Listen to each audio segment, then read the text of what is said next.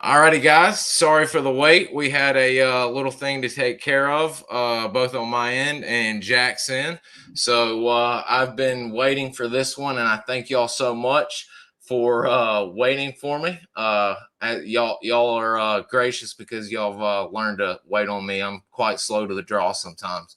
But today we are joined by I'll tell you, and he thinks I'm really gonna be kissing up right off the bat, but he is the person more so than anyone that really inspired me to do what we're doing today. I followed Jack from the very beginning when he started on YouTube, and it was literally just him at the computer. One of the more memorable ones that he had to work through, but was really good that I go back and watch all of the time is him and Ken Miller. If you've not watched that one, a wonderful Ranger that worked closely with Gary Linder, so that we've had on in the past. That style of interview really hooked. And if you watch that, and you'll see what I'm doing and have been doing. That's where I got it, and it's directly from the man we've got today. Thank you. So I am so proud to have Jack on. We're gonna cover. I'm gonna let him give a little bio on himself, and then we're gonna be talking all things Vietnam, guys. Anything y'all want to ask Jack about Vietnam guests he's had on, met, the stories. We're going to be looking at some pictures. We're going to be looking at some little clips of videos that I've got stored back and stuff like that. So without further ado, Jack, I'm going to let you give a little brief bio on yourself. Hey, thank you so much for that, bud. I really appreciate it. And yeah, I feel like we have a lot in common on some of these things and some of the directions we've taken. But I mean, as far as myself, I grew up in suburban New York and joined the Army after 9/11, and I served in 3rd Ranger Battalion and 5th Special Forces Group. Deployed to Iraq a couple times, Afghanistan once, and I got out of the Army in 2010 and went to college, studied political science at Columbia. And since that time, really for about 12 years now, I've worked as a national security journalist, covering stories about the intelligence community, the special operations community. I've really done a little bit of everything from covert operations to domestic violence, to missing persons. I feel like I've done a little bit of it all over the years. And today, and keep that up. I've been working on an outlet called The High Side with a colleague named Sean Naylor. Probably everyone who watches this has read his book, Relentless Strike. And we write, stories again about the special operations community, about the intelligence world. And we're really excited about it. We've published some great articles on there, and we got some great things in the hopper coming in the coming months. So that's it in a nutshell, bud. And we can go into any direction you like. Awesome. To kind of keep it a little bit on you to get started. Sean Naylor, a wonderful author and journalist in his own right. And if I'm not mistaken, he's been on your show at least once, Yeah. correct? Yeah, twice. Yeah. Twice. Sean. Now, which books has Sean written? He wrote Relentless Strike, which is the history of JSOC, and his other book is Not a Good Day to Die, which is about Operation Anaconda in Afghanistan. Wonderful. I've got that one over there. Well, let me grab it in case guys hadn't seen it. Hang tight, guys.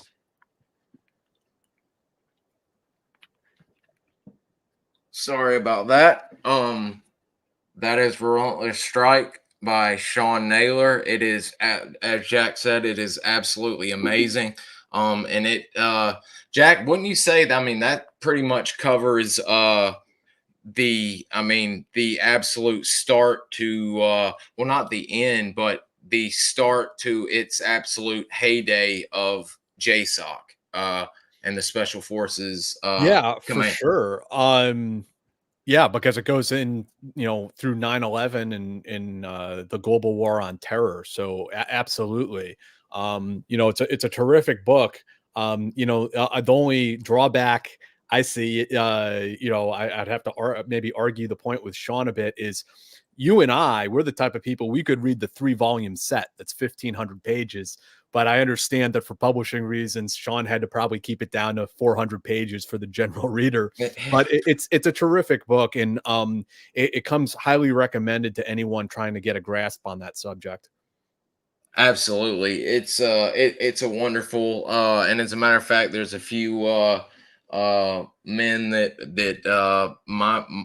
both of our, as a matter of fact, since you have some wonderful, as a matter of fact, before I go any further, Dale Hansen reached out to me yesterday and was happy to see not only you giving me a shout out, but also mentioning his visit with y'all. And Yeah. I just wanted to thank y'all, considering his issues, him being in Alaska and Right. having connectivity issues.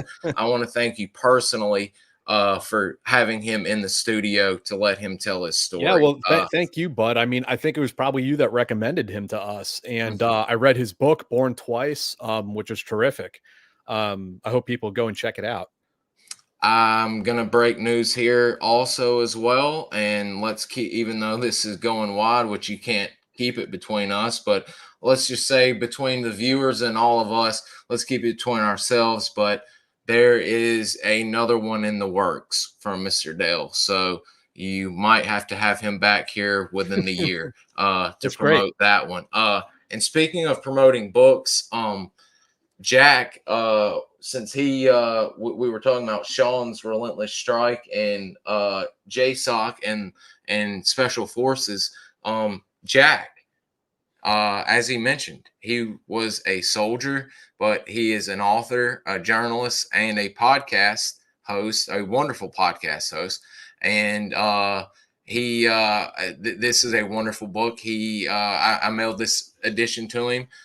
He signed it for me, and I was so thankful. And it's got a special place on the bookshelf with my many others that are signed, but it covers his time in the Rangers. Which Ranger unit were you with? I was in 3rd Ranger Battalion. 3rd Ranger Battalion, and then with 5th Group, correct? You were Yep, 5th yep. Group, and y'all are the Legionnaires, right? What and then the Yeah, well, fifth Legion from the Romans. 5th Legion. Okay, wonderful. And Jack not only covers that, but he also covers the beginning of what he would start to do and some hairy journalistic endeavors that gets him running in with some of the PKK members and some of the guys over in the sandbox. It is just wild. So I've actually got that listed in the show notes. And guys, if you don't have that, please check that out. I'm sure all of y'all that know Jack and are watching this, you would absolutely know about it. So if you don't, please check it out. Go to the link, go to Amazon, snag this bad boy. You Yeah, won't thank regret you, it. bud. It's a wonderful one. Appreciate it, man. The first half of the book is sort of my time in the military, and the second is my time, well, mostly in conflict journalism, Mhm. running around Iraq and Syria, Philippines, a few other places. And it's interesting. Different readers relate to different parts of the books in different ways.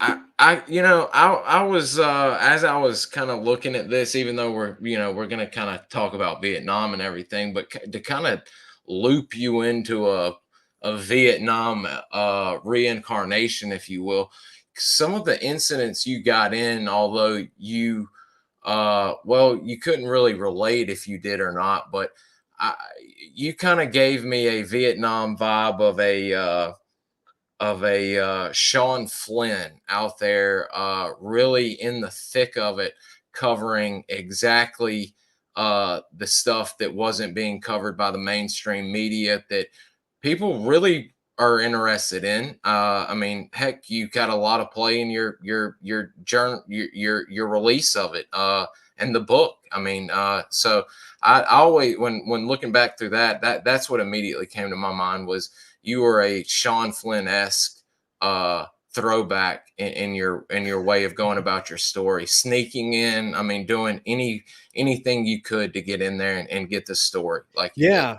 Yeah, the inspiration for a lot of that actually had someone who had a big impact, although I've never met him in person, had a big impact on my life in general was Robert Young Pelton, and the type of journalism he used to do, where he was just the kind of guy. He was not this like embedded journalism kind of guy. He was the guy, like the guy who just buys a plane ticket, goes overseas, links up with some rebel group, and is like, "Hey, can I follow you guys around and like take pictures?" They're like, "Oh, okay, sure." So it's just a total different type of journalism than asking the U.S. government for permission. And I really related to that kind of strongly, and ended up going and doing a little bit of it myself. And yeah, it was probably way more hairy than anything I did in the military. And I haven't done much of that in about 5 or so years now. I'm a dad. I have Yeah. responsibilities, and Yeah. Yeah. eventually sanity caught up with me. So, I mean, I'm not saying I wouldn't go back to a war zone if there's an important story that I Mhm. felt like I could cover and needed to cover, but I'm not like running around. That's why I'm here in Brooklyn. I'm not in Ukraine or hanging out in Israel, chasing that, right? Yeah. And I'll be honest with you, what you're doing right now with your Substack work that you do and your documentation of Vietnam history, Desert Storm, even up to your era of Mm. history on your podcast, I think is absolutely amazing. I think that you're right exactly where you need to be, and especially with the family you have. I not that you couldn't do it, but you're where you need to be. Yeah, thank you. Yeah, I Yeah, really appreciate that, man. yeah. And I know your wife and daughter would probably agree wholeheartedly with that. I'm not married, but I do Oh, have a daughter and a girlfriend who I think they probably appreciate having oh, me around. yeah, yeah, absolutely, absolutely.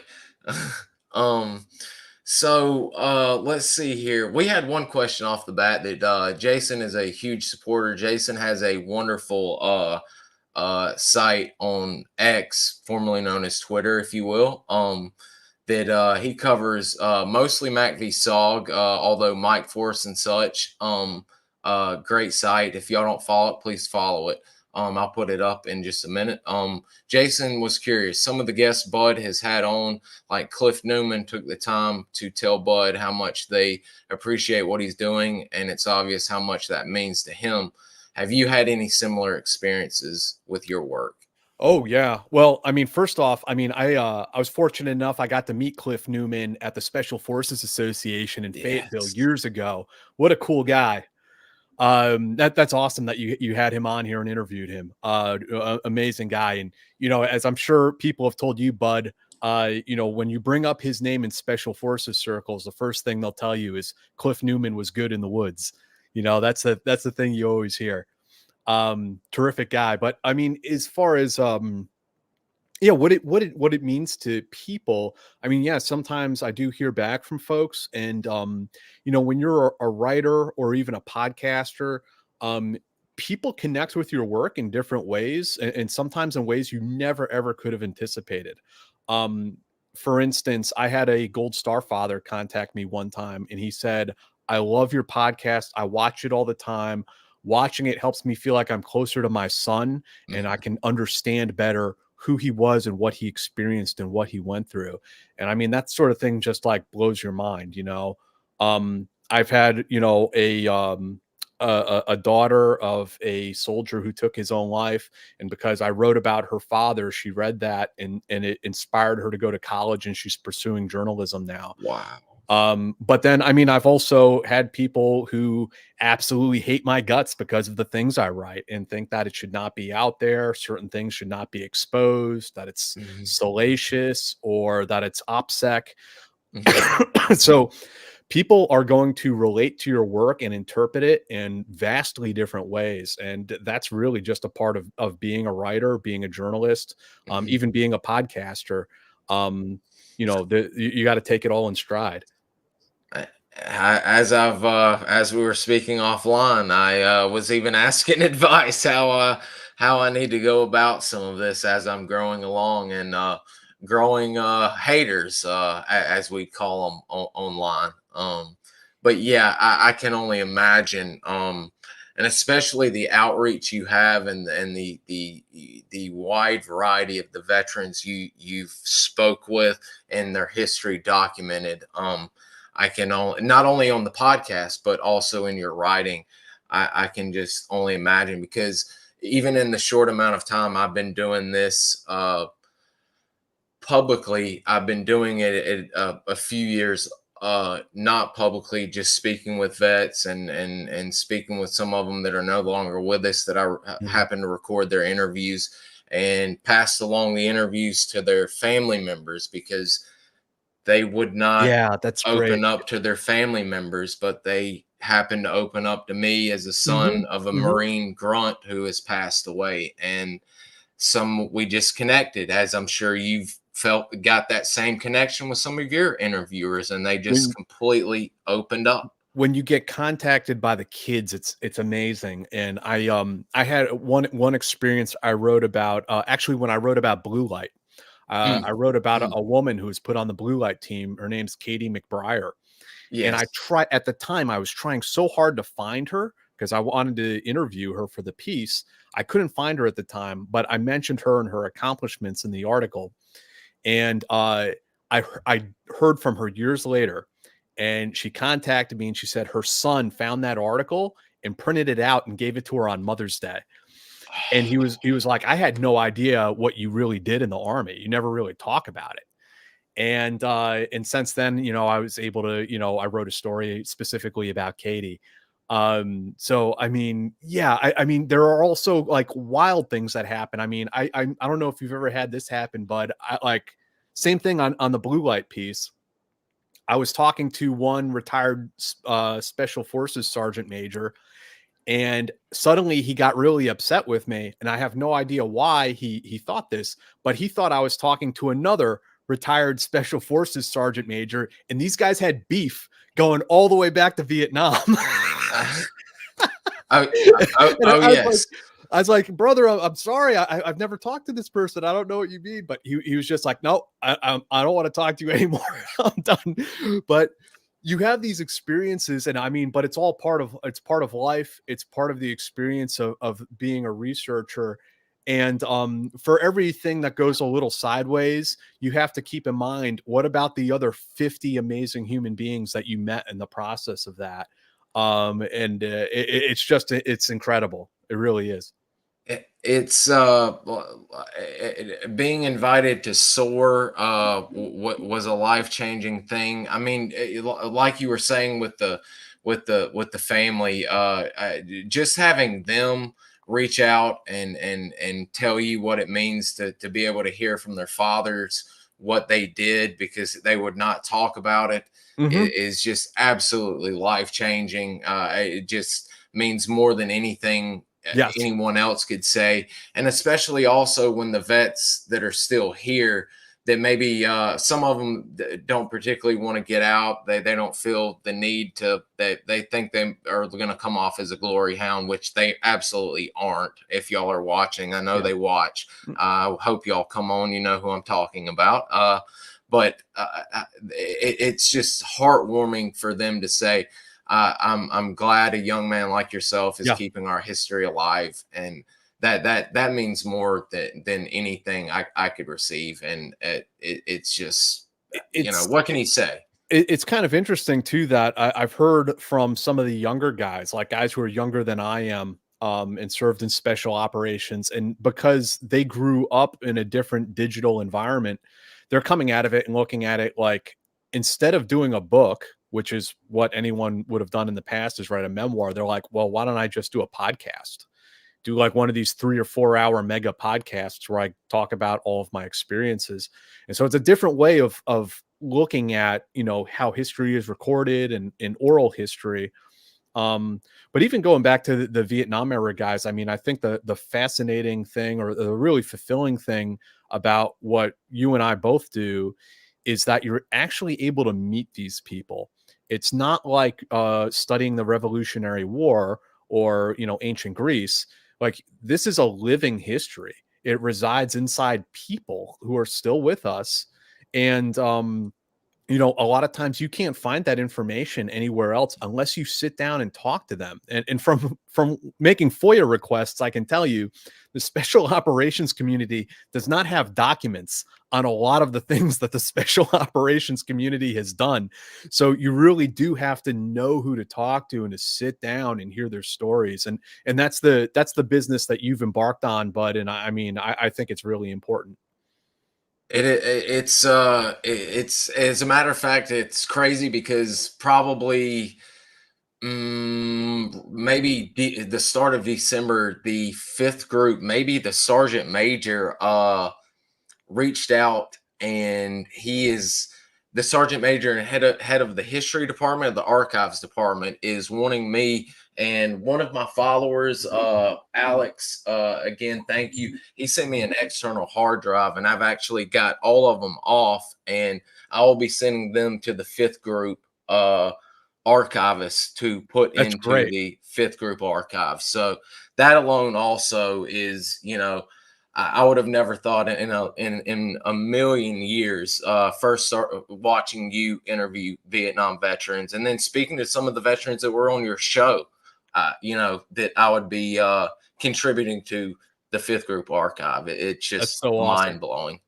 It's amazing. And speaking of, here was a photo of Mr. Cliff Newman. I'm gonna have to put my jacket on. I've got my window cracked right here, and I also have a blue light article that you posted. Mr. Cliff is a one heck of a man. Cliff was excuse me, I'm sorry for the cough today. Cliff was on one of the first free fall jumps, wasn't he? He was on the very first He was. Okay. on the Halo. That is on the Mhm. Halo. Yeah, Yeah, yeah. yeah. And as a matter of fact, we've actually had excuse me as well. We've had Cliff on, and we've had Mr. Howard Sugar, who was with that the fifth jump was full of absolute legends. And I don't know if Scott Gross is on here. I'm down in comments, but Scott Gross's father was Moose Gross, but we had Howard Sugar on, who was on RT Washington, who made the jump with Bob McNair, himself, Moose Gross, Mark Gentry, and I can't remember if there was a one other. But as you know, Moose and Mark Gentry went on to be in the unit, you know, which was absolutely astounding to think about. They were on the fifth and final Halo jump as well. I mean, that's one thing that we always talk about in the group, that how many SOG men went on to, and I know we'll end up be jumping around, but how many SOG men went on to not only being the first group of Delta men, but to continually fill the first two, three, four ranks of the Delta squadron men. Yeah, yeah, it's true. You know, Charlie Beckwith was really looking for guys with Vietnam experience in those early days when he selected guys. I mean, combat experience was like, I don't want to say a prerequisite, but it was definitely something they were looking for. Oh, it was definitely a prerequisite, and what a guy he was. I don't. Yeah, yeah. So I mean, yes, lots of or a good number of MACV-SOG guys, other Vietnam veterans from special forces ended up in the, you know, early unit history. While we're kind of we'll speak a little bit about because guys, we're gonna just free flow here tonight. We're 20 minutes in, and we've covered a lot already, but we're just gonna free flow and let it go. And as a matter of fact, Jack may have to place hold me and let me go refill my drink here in just a minute. But while we're free flowing, Jack, since you've already mentioned it once, could you kind of speak about those early SOG vets and those that the early group of blue light, and Yeah. what was going on there, and I was under the assumption, especially after reading the article, that there was a lot of bad blood between how Beckwith Yes. still wanted these Mhm. combat tested men to go through There the. was. There's a lot of bad blood, and some have actual reasons behind it, and some of the bad blood is more based around mythology. And we can talk a little bit about both. So in the 1970s, you had a string of international terrorism events. You had the Munich massacre, you had all these aircraft hijackings. And what became clear to the United States is that we did not have a capability that was really geared towards unilaterally doing precision or surgical raids, hostage rescue missions. Primarily, the threat at that time, the way it was being perceived, was aircraft hijackings and hostage barricade scenarios. Mhm. And the two events that really finally led to the unit being created was the raid on Entebbe that the Israelis did and rescued their hostages in Uganda. And then there was an aircraft hijacking, aircraft that was hijacked and flown to Mogadishu, and GSG-9 went down there and liberated the aircraft. And this was like 1986, 1987 that these events happened. And the Pentagon looked at those things as like, we have no capability to do this. And that's why there's this colonel who had this idea in the back of his head since that he went and did an exchange with the Special Air Service. I mean, I think Charlie even wrote his thesis paper in the War College about this concept that he was trying to create. And so it finally got approved that they were going to stand up this unit around 1977.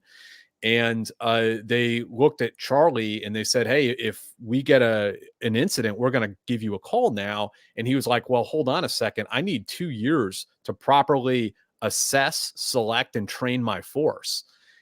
And so the Pentagon's like, "Well, what are we supposed to do for 2 years if something happens?" And that's what led to the creation of an interim unit called Blue Light. And that was out at Mott Lake on Fort Bragg. And Blue Light was a special forces. It was a special forces element, special forces unit that was tasked for counterterrorism. And they had all kinds of amazing characters and amazing people on the Blue Light team, roughly platoon strength. As I mentioned previously, it came to have a woman on the team, Katie McBrier. She's probably the first woman ever assigned to a special forces ODA. And they put her, this was really, I mean, Blue Light was really a part of the brainchild behind it in many ways was Colonel Montel, who himself, he was also a Vietnam veteran, highly regarded. I mean, his men speak with like love when they talk about him. I mean, the amount of admiration you hear about Colonel Montel, I've never heard really from anyone about anyone else.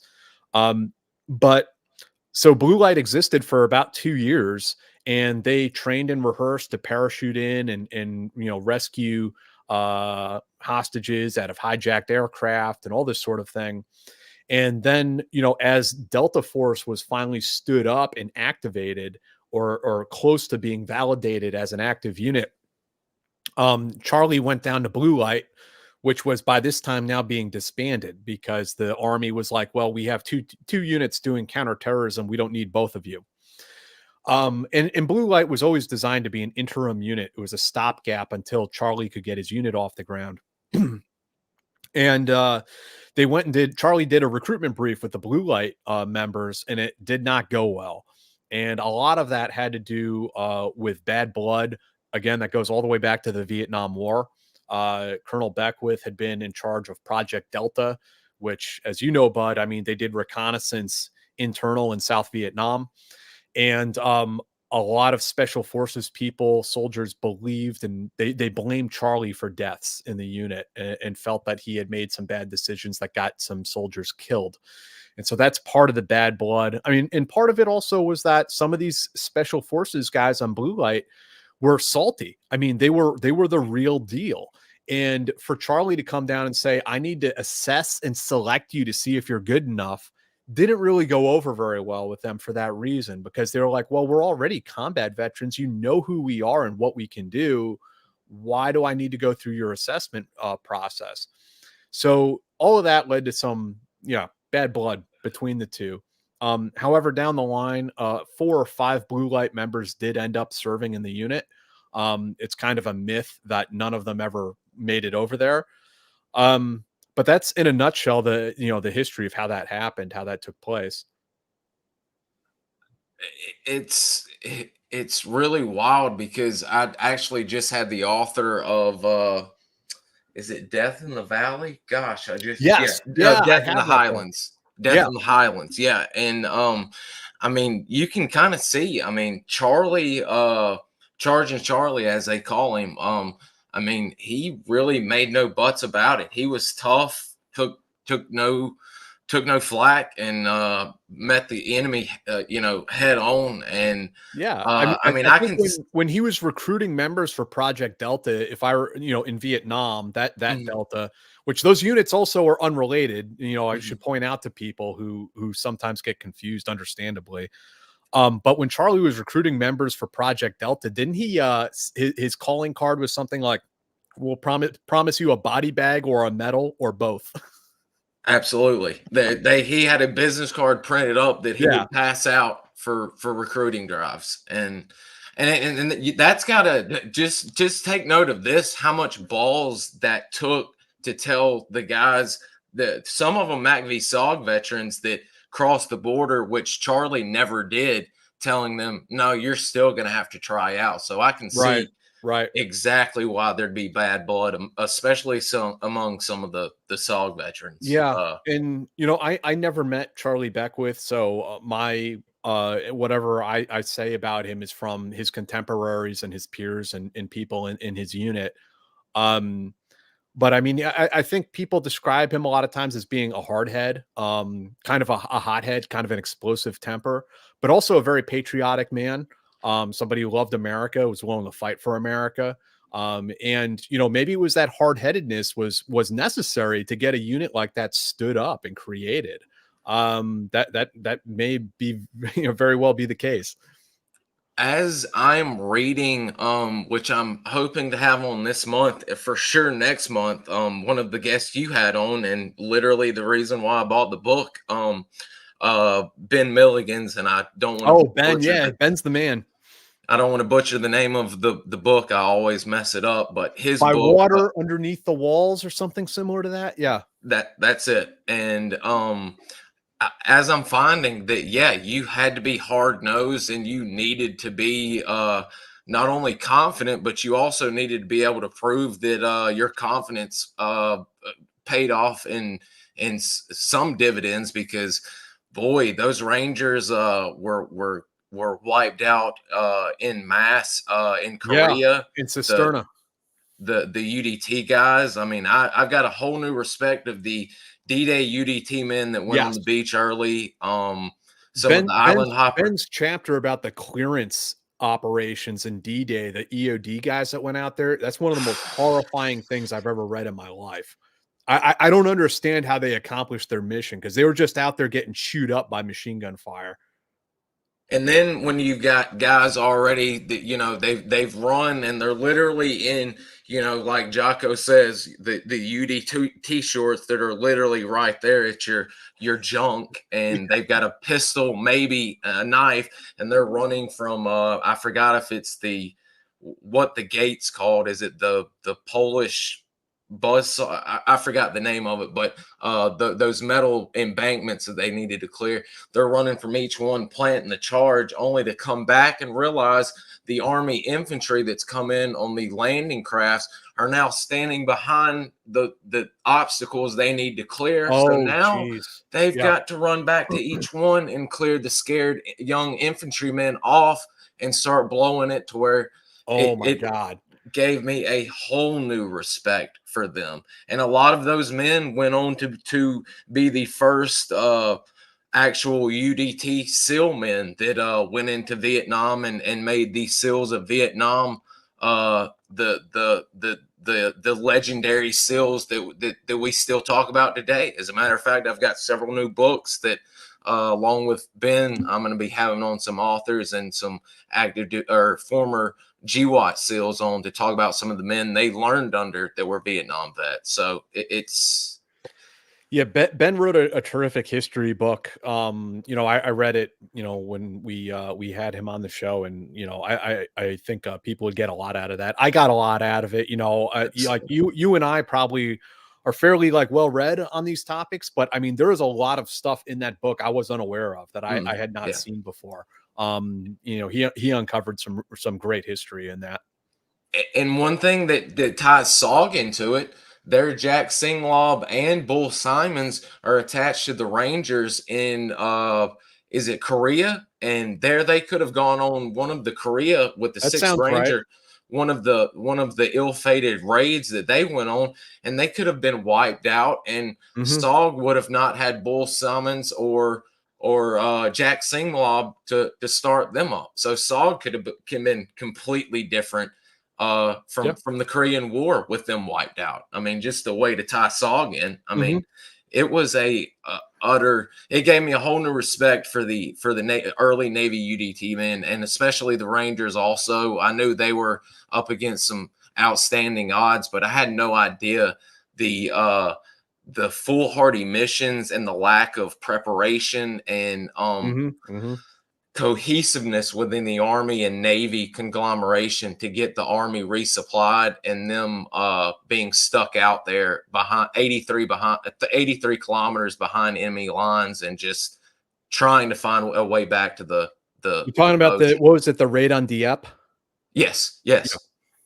I mean, just a utter nightmare. I mean, it's almost like a fortuitous look into what the Sogmen would be looking at, way behind enemy Yeah. lines, no way to get a resupply, and you're with your indigenous people, and you hope to God they stand up and fight. Yeah. Which, to be honest, most of them in Ben's book, they stood up and fought to the very end. A lot of them went down fighting like ferocious men that they were. And it's if you guys, if y'all don't have that book, that is a wonderful book. And speaking of guys, if y'all got questions, start letting them come in. I'll start looking through them. I'm sorry, y'all got some great stuff popping in here, but what was your, after, since you read a lot on Vietnam, did you have much interaction either in or out of the field with indigenous soldiers yourself, and how did you feel about that if you did? Oh, my own personal experiences. I mean, yes, I worked with the Iraqi ISWAT team in northern Iraq back in the day. Um and yeah, I mean, it's not always an easy task. And it was an interesting situation that we had one platoon that was actually quite good and really good to work with, and then another that was, no, not good at all. Um but yeah, I mean, what special forces soldiers do today around the world, indigenous partners or partner forces, I mean, it can range from, working with the Finns or the Latvians, all the way to working with a third world army that you're having to teach them how to, look at I mean, just like basic human or basic soldier skills, looking at a compass and knowing how to use a compass and point it towards north. The SF guys in Vietnam, in some cases, were training people who wore loincloths and were literally right out of the jungle.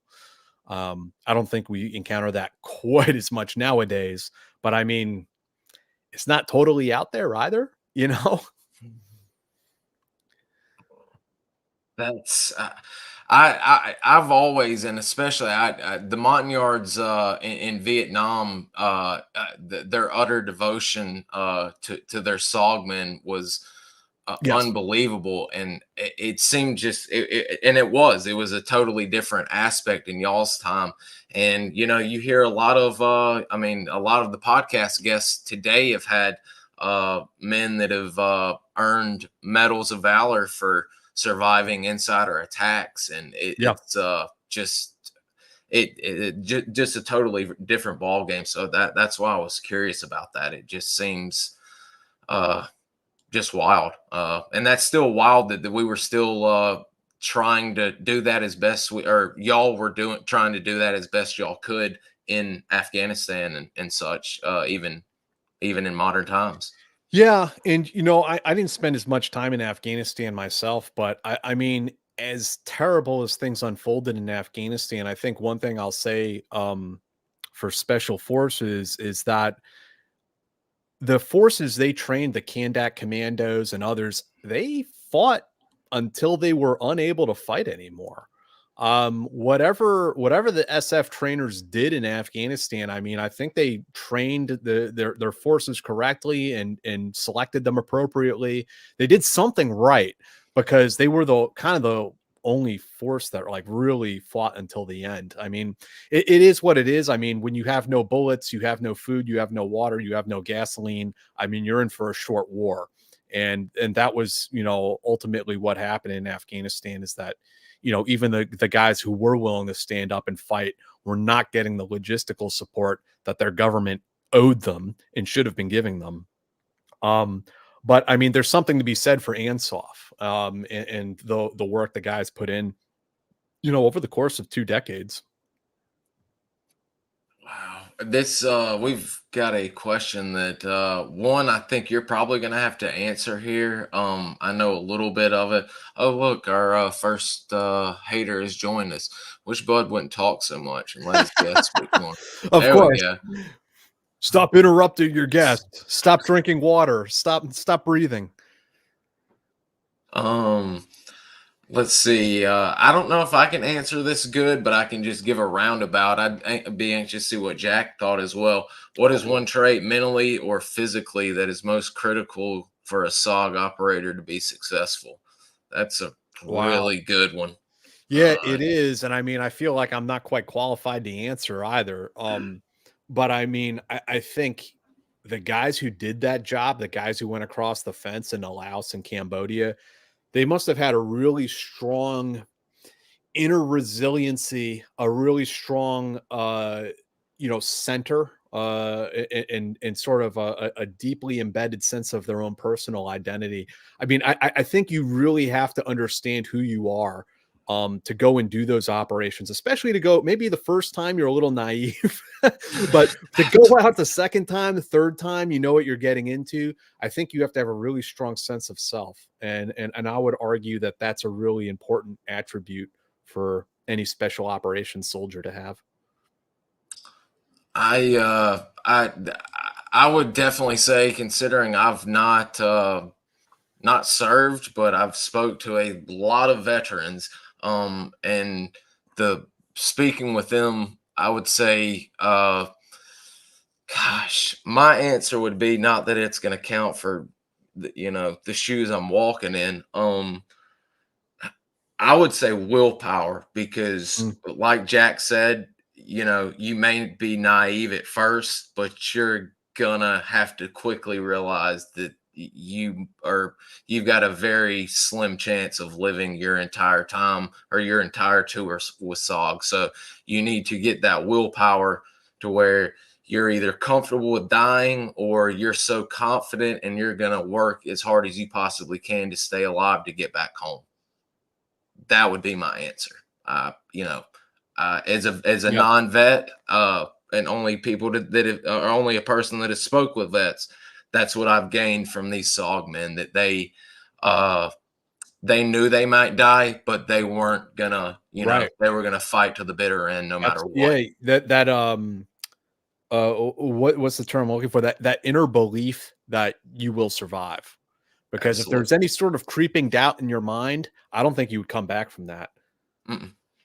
And they've had guys, that as Tilt has said, and other guys, they've had guys go out and do it one time and say, "No, this isn't for me. I'm not going to do this."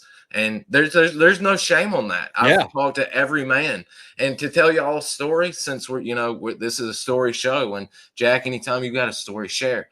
I was speaking to Sammy Hernandez and Cliff Newman at SOAR, and this question came up about men running missions and saying this wasn't for them. Sammy had a man that ran with him one time and, came back and said, this is not for me. I can't do this. This is insane. And he got either transferred into the commo section Mhm. or what have you. So, no one looked down upon that, but he had so much shame from the moment he told Sammy Hernandez that 30, 40 years later, they met at Fort Bragg at a convention, that he came up to Sammy and was crying and Uh, came up to Sammy and said, mhm. I can't live with myself for not staying with y'all and running recon. And he looked at him and said, "Brother, that wasn't your back. There's no reason. We don't look down upon you." And I thought the world of Sammy for him saying that. He's like, you know, who am I to feel better than a man that went out once and knew that he wasn't cut out for this? Yeah, and I mean, he should be proud of his military service, and it's not like he wasn't some hippie sitting back home on the couch eating Doritos. You know, he went over there and he volunteered for an incredibly difficult assignment. And you know, even if he did one time out with the team and then came back and he just served in a different capacity, and there's no shame in that. You know. And guys, and to be quite honest with you, guys had that standing order: run as long as you can, and when you get tired or feel Yeah. like you've had your fill, you can, work at the bar, you can work at the top, you can work at the launch site.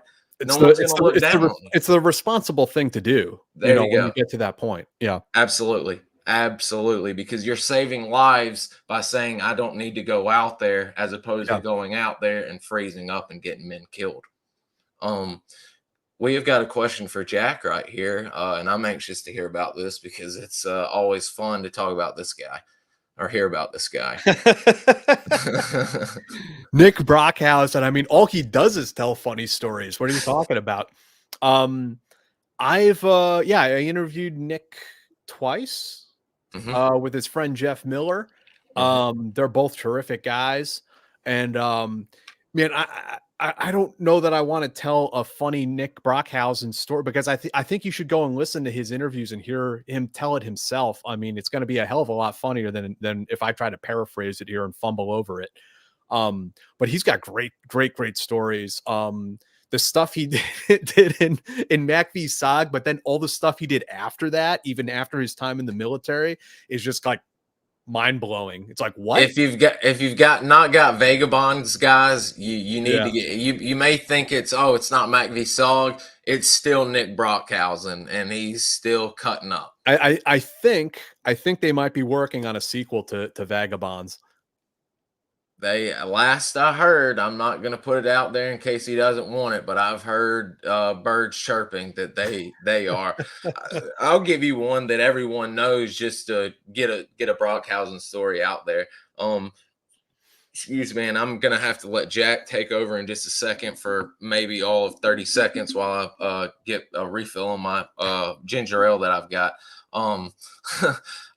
Nick and I can't think if it was Mini Mac or Cookie, but y'all remember when Nick got his Gestapo jacket and his grandfather's German helmet, and they acquired the half track and they rode it down to the base, down to the Da Nang harbor, and were trying to get to the pretty German girls on the hospital ship, and past the gate guard, and he wasn't going to let them in. And he said, what are y'all doing? And he says, "We are hunting for tanks. Have you seen any tanks?" In his best German accent, which he can speak fluent German. And you can only imagine what the gate guard looking at two men in German regalia in a half track going down the road next to Da Nang Harbor. I love those stories, man. So there's you a good Nick, and I'll look while we're talking to see if I can find my photo of Nick in his German helmet, because everyone loves seeing that photo. Let me see if there's any questions real quick. Oh my gosh, we've got SOG vet, Mr. Jim Shortan. Hey, we have him scheduled for the show. Great, thank God. Yeah. We had him on, and we were trying to start a petition to get the Wild Carrot on. So I'm so happy to have the Wild Carrot coming on. Let me see if there's anything for Jack. Okay, this is for Jack, so he can talk while I get my drink real quick. Jack, let me know if you can read that. All right. Whoever was asking what rifle Jack was carrying on the cover photo of the cast, I'm 95% sure it's a Knight's Armament 110 7.62 by 51 system. So close. It's actually a SR-25, which was like the predecessor to the M110. The 110 came, let's see, so that photograph on the cover that Bud used, that was 2004 2004, 2005. It was that winter. We were using the SR, and the M110. I feel like that probably started coming into the inventory like 2007 or 8. But yeah, so that was an SR-25. It is a semi-automatic 7.62 by 51 gas gun. It's a great rifle. And let's see. I can read your comments here. So yeah, Frank, you want to know what's going on with Brandon Webb these days, bro? Beats me. You tell me, man. I have no idea. Sorry about that, guys. No, that's okay. I just answered the SR-25 question and the Brandon Webb question. Wonderful. Oh, speaking, since we're talking gear and everything, and I've actually got a photo of this, and gosh, I wish Dan Tharp was watching. Give me 1 second, but while you're talking, I will find the photo.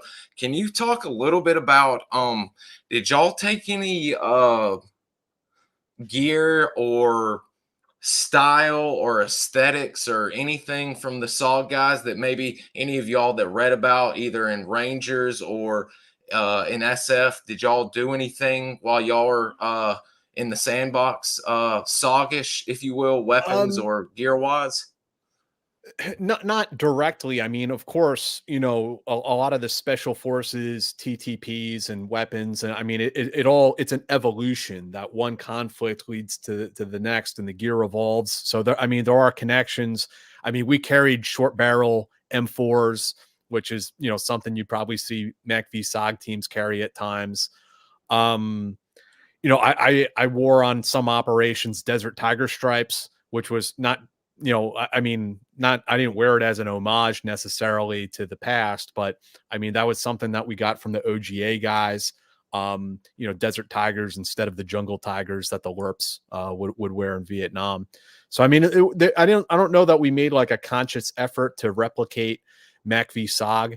But I mean, the similarities are still there. I mean, if you look at an SF team out on the landing pad, geared up, ready to get on the helicopter in Vietnam, and look at them today, and I mean, yeah, the gear's cooler, right? But it's more or less the same thing, right? Some men with rifles and ammunition and hand grenades and radios, and yeah, we got cool night vision goggles now. But I mean, the similarities are still there. I've got one, and I wish I maybe his rifle will show the foregrip, but this is, someone pointed this out to me and I thought it was very interesting. These are four legends right here. This is Aldra Poe from Project Delta. Jerry Then went Boykin, then went to Mac v SOG. That is Andre Smith Andre Smith. uh, Okay. of CIA fame, Mac v SOG fame, and was in Guatemala teaching diving. But if you look there, he's got an early simulated single point sling, it Mm-hmm. looks like, with his carabiner right there, which is very cool. And his wrist compass, Melvin Hill, of course, legend, and the infamous Dirty Joe Walker, gladiator. But I thought that's one of the only ones I've seen like this, but that's pretty neat to see a single point or a ad hoc single point back then with him operating like that. I like that setup. And didn't y'all kind of run? Isn't that mainly run today? The single points or the We never use single point slings. And I mean, I can't necessarily speak for the guys today that are out on like range 37 or anything, but I don't think they're running single points. I could be wrong on that. And let me the single see. point, it really is. I mean, in my, this is my opinion. It's a very like niche. Like it's good for CQB maybe, like when you're in the house, but even then has like limitations, right? There are times when you need to sling your rifle so that you can carry an injured teammate, or you need to do your SSE and you're searching the target. And a single point doesn't really lend itself to that, I don't think. But that's just my opinion. I've been out of the game a long time. Oh yeah, I mean, one of the other things that especially in modern days, I mean, you see it all the time, and guys, I've got to go through y'all's questions. I'm sorry. Was the McV Saw guys chopping off the and I don't have it. I hate that. I do actually. Let me pull it up. They were chopping off the grips of a M16 or a spare car 15 that they had and attaching foregrips. I always Yes. thought that was one of the more cool things that they were doing back then that is just standard today. Yeah, and it's really interesting too how like some of these TTPs like recycle. Like the cool new thing today, I mean, is actually like something that guys were doing back in the 1970s. Like it just kind of like comes back again. It's like fashion, right? Like feel like it repeats itself, or music. You know, these like themes repeat themselves. They come back every so often. Gosh, and of course the time. Oh, here we go. There is a group of weapons right here that I can pull up to show finally what I'm talking about. I've got a SOG Vets photo collection. There's just a ton of photos. Here's his captured AK that he got, and there, of Yeah, course, there is it is. his foregrip right there. That looking gnarly. It looks like he's got a 30 rounder in there too. Yeah, yeah. Well, speaking of a very funny story, since we're just talking stories here and everything, I was speaking to Ernie Aker. He is an author of a wonderful CCS book called Project Omega. No, in the eyes of Omega.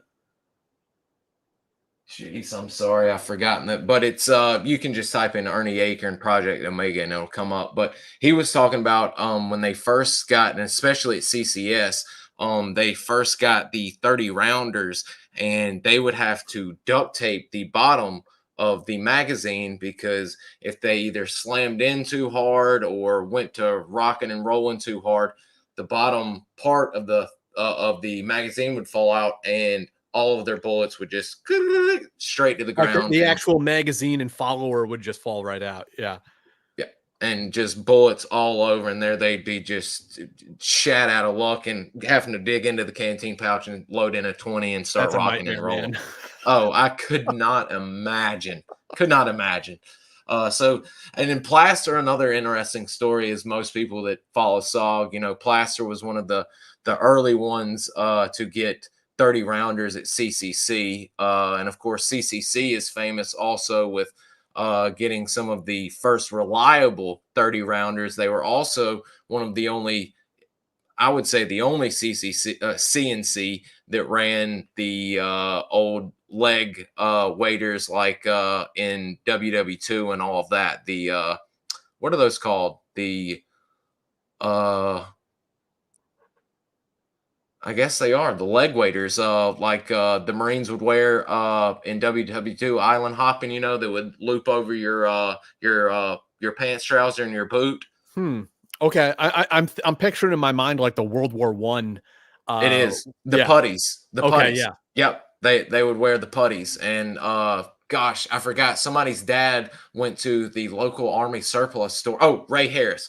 Ray Harris of Arthur, Iowa. His father went to the local surplus store and told his the guy his son was in special forces and needed all of these for his teammates and basically gave them to him for dirt cheap and they were a huge hit. And if you'll see, I'll find a CCC photo in a minute, and it'll have the somebody in some putties. But they ended up finding some kids versions for the Montagnards. So even the Montagnards, all the Montagnards had their own putties to wear as well.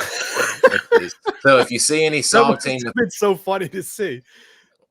any SOG team you see with putties, more than likely it's gonna be a a CCC team. Absolutely hilarious. Um, and I'll be looking for that in just a second. Let me see if we got questions because I've been rambling on here. I'm sorry about that. Cool. Yep, Mr. Jim Shorten in here. That's wonderful. Yep, Uncle Nick is a wild animal, to say the least. Let's see. Good answer, Jack. But any talk of having Larry Chambers on? I'm actually in We've the. had Larry on. Having him on this show. Yeah, you should have Larry on, man. I am in the process of getting Gary to get us in touch with Good, each good, other. good. So I'm Okay, cool. hoping. And yes, Jack has had him on. If y'all have not listened to that one, please go listen to that one because that one is amazing. As a matter of fact, could you speak since you've had Ken, Gary, and uh, Larry on? Could you speak a little bit about what that was like getting all three of them? I mean, Dude, they're amazing. it was a dream come true, man. I read those books when I was like in high school, and like those guys were my heroes. Like worship these dudes, and then like actually be able to have on the show and interview Ken Miller, Larry Chambers, and Gary Linderer is just like amazing, you know. And you know, sometimes there's that saying out there. People say like never meet your heroes, but I tell you, sometimes you meet your heroes and they're exactly what you think they are. You know, another guy who falls into that category. You know who the first MACV-SOG veteran is I ever talked to, Bud? Who was that? It was John Stryker Mayer. Oh And wow, I read Till. his book after I got out of the army and I was in college. I read his book and I wrote a review on Amazon of it. I thought it was so awesome. This was like 2011, 2012 maybe. And we got in touch, and I remember him calling me in the student lounge and like, John Mayer. And I've been able to, I've met him in person several times over the years. And I mean, that guy is exactly what you think he is. And I mean, he's a great guy, not just because of his service in Vietnam. He's just a great person. He's just a great guy. And he's been a tireless advocate for MACV-SOG. And actually what I'm rambling now, Bud, but like one thing I would like to segue into on that note is I feel like John and there were others too, but I mean I feel like John was maybe the most public, was person out there trying to tell the public about MACV-SOG all the time, just tirelessly trying to advocate for his boys and get that message out there, make people aware of that history. And I bet that was a bit of an uphill battle for John at first, because really back in if we wind back time, 12, 15 years, the only real books that were out there that you could really find was John Plaster's book and John Mayer's book. And even John Mayer's book was a little hard to find it before Kindle came around. But today, I mean, I think we can safely say that John has accomplished his mission. That not only is the public much, much more aware of what these guys did, but look at all the MACV-SOG memoirs that are coming out. Look at now, it's not just 2 books. Now there's hundreds of these books out there. It's wild. And I mean, that's a good thing. It's great that all these guys are coming forward and telling their story. So all of that hard work that John and I'm sure there were others. I keep mentioning John. I'm sure there were other guys in the Special Operations Association that I'm just not aware of. That mission of preserving MACV-SOG's history, I think they've accomplished it now. I like to say as of right now, because John Placer is such a absolutely Mr. Jim Melvin Hill, absolute legend. So honored to have his signed RT Florida commemorative jump poster back there, signed by Melvin and Sammy and Cliff. But John is I would like to say he's the face of SOG. He has been relentless. His schedule is insane, between speaking at SF groups, speaking That's to awesome. Yeah. newly minted Green Berets. He's even speaking to MARSOC Raiders now. Besides running his own podcast, it's he's become the face. And like you said, his books, and he's working on a new one, is just only laid the groundwork, letting people know not Yeah. only there's an audience out there, but it's okay now to write your Yeah. stories if you think your story is worthy enough and you want to share. And it's opened the door. And to be clear, just to let everybody know, there are 2 books that predated Mr. John Meyer. It was well, the first one was The Dying Place by David Maurer of RT Louisiana. Great book. And the second was Break Contact, Continue Mission by Ray Harris. Two great, Ooh, I don't think I know either of those.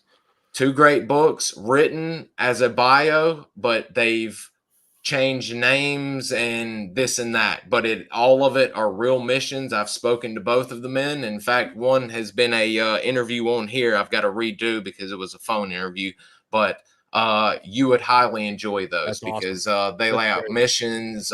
It really gets into the early nitty gritty stuff, and especially for them to do this while the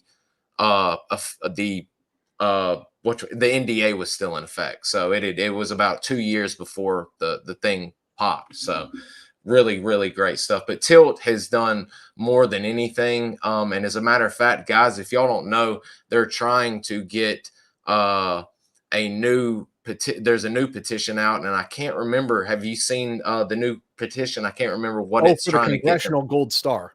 That's what it is. Yes. If y'all have not signed that, y'all need to sign that. They are more than deserving. They've already received the Presidential Unit Citation for the group, which is a distinct honor. Jack, could you actually speak a little bit how significant receiving a PUC is?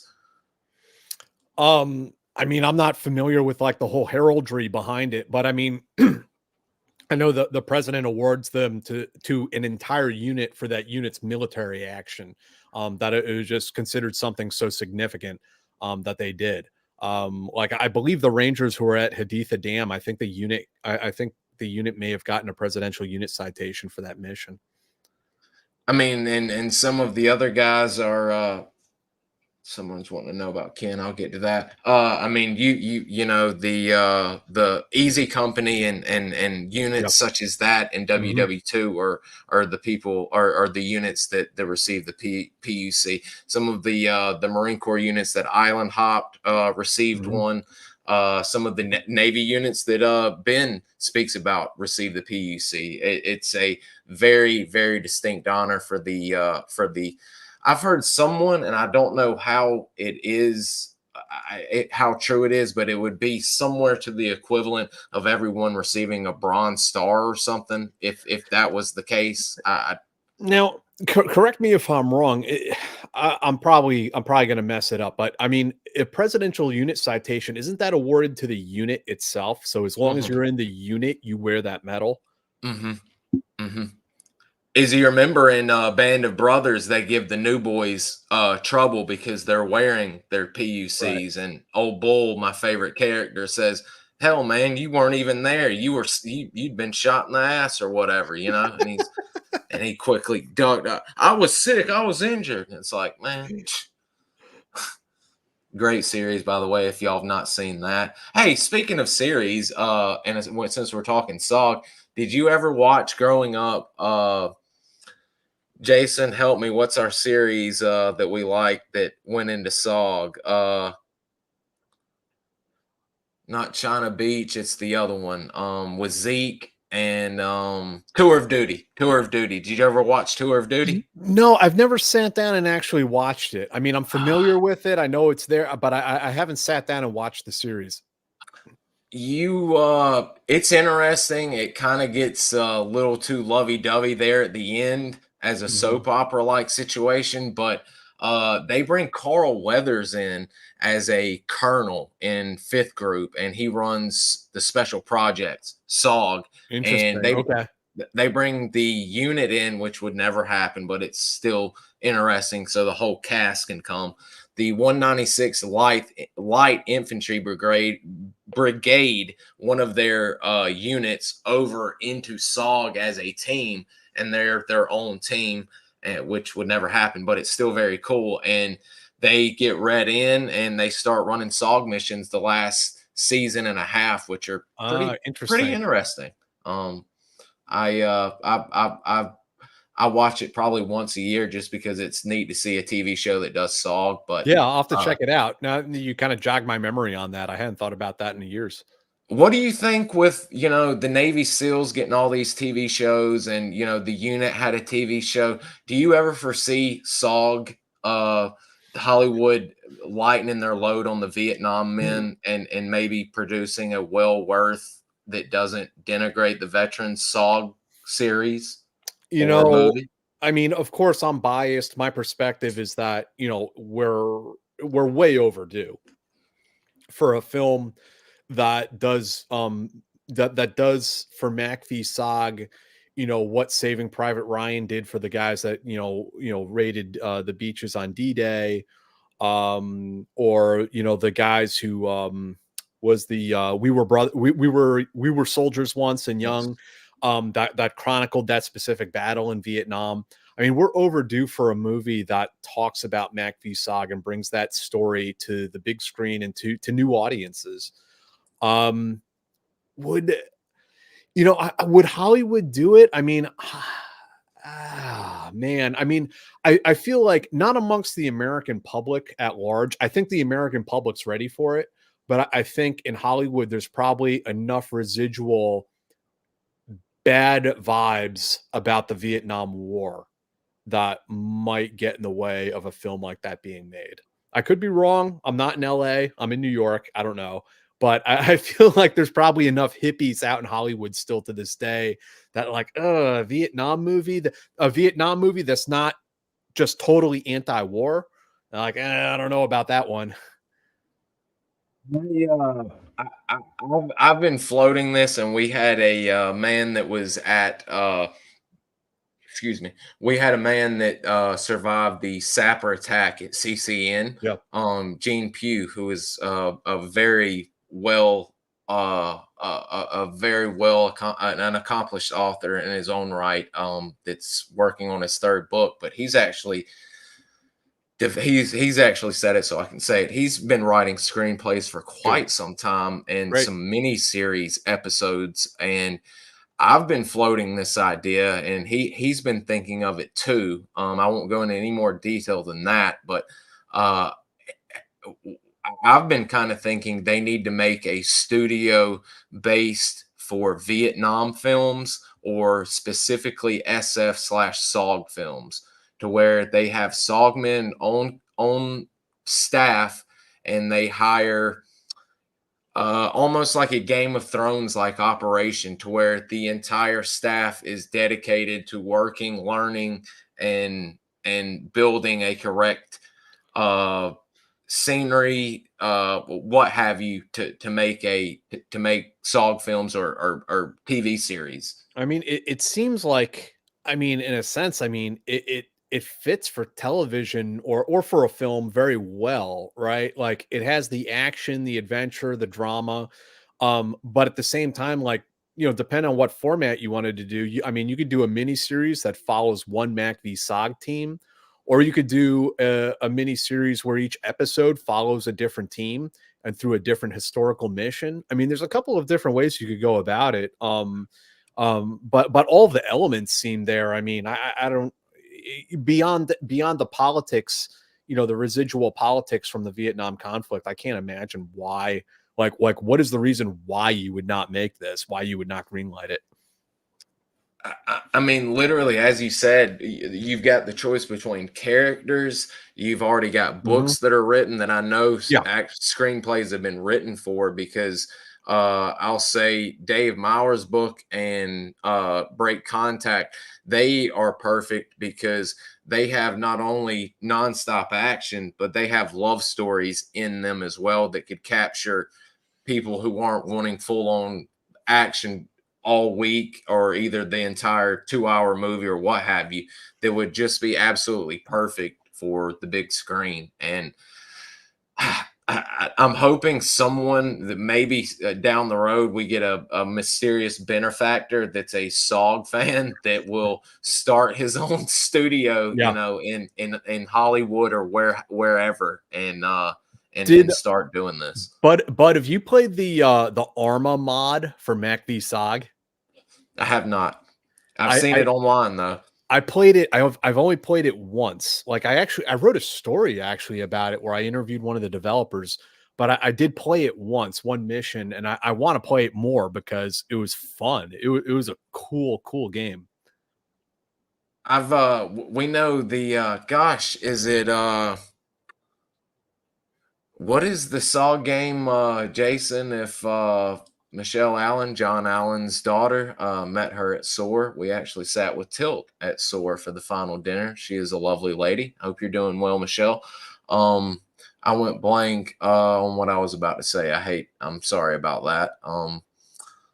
I think it was about a movie, but I was going to Mr. Jim's. He was talking about the PUC is awarded to the unit, which means the cooks Yep. and other support staff got it Mhm. as well, different than the guys who actually ran the missions. So Mr. Jim is quite the stud. You're really gonna enjoy having Oh, I'm him on. looking He forward has to got it. one hell of a history, my man. I know there was a question and I just passed over it, and yes, everybody's agreeing. We were talking about video games, the British guys, and I can't remember what their the British guys video game is called. Rob Graham and them. But they've got a great one that Tilt has actually lent his voice. Oh, cool. Some of the men have lent their voices to for either the Covey pilot or what have you. And occasionally some of the Saw guys actually get on there and play, which is hilarious. They have helicopter missions, and they've got Don Haas, which he was with the 195th Thunder Chickens, if I'm not mistaken. And he actually is the helicopter pilot and will rotate in and out as being door gunner, That's which is, unreal, man. I mean, think of getting to play a SOG computer game with SOG veterans. I mean, come on. It don't get any better than that. Let's see here. I know there was something else we were going to talk about SOG, and someone had a question for you. Let me find it. I'm sorry that I've lost it. While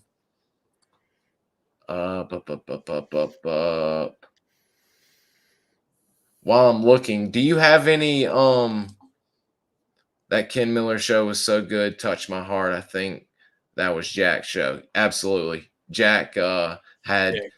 all of them on. Where did you first get in contact with Ken and the Ranger guys? I think I first got in touch with Ken through another Vietnam Special Forces soldier veteran, Jim Morris, who's the author of Okay. War Story, which is a terrific memoir.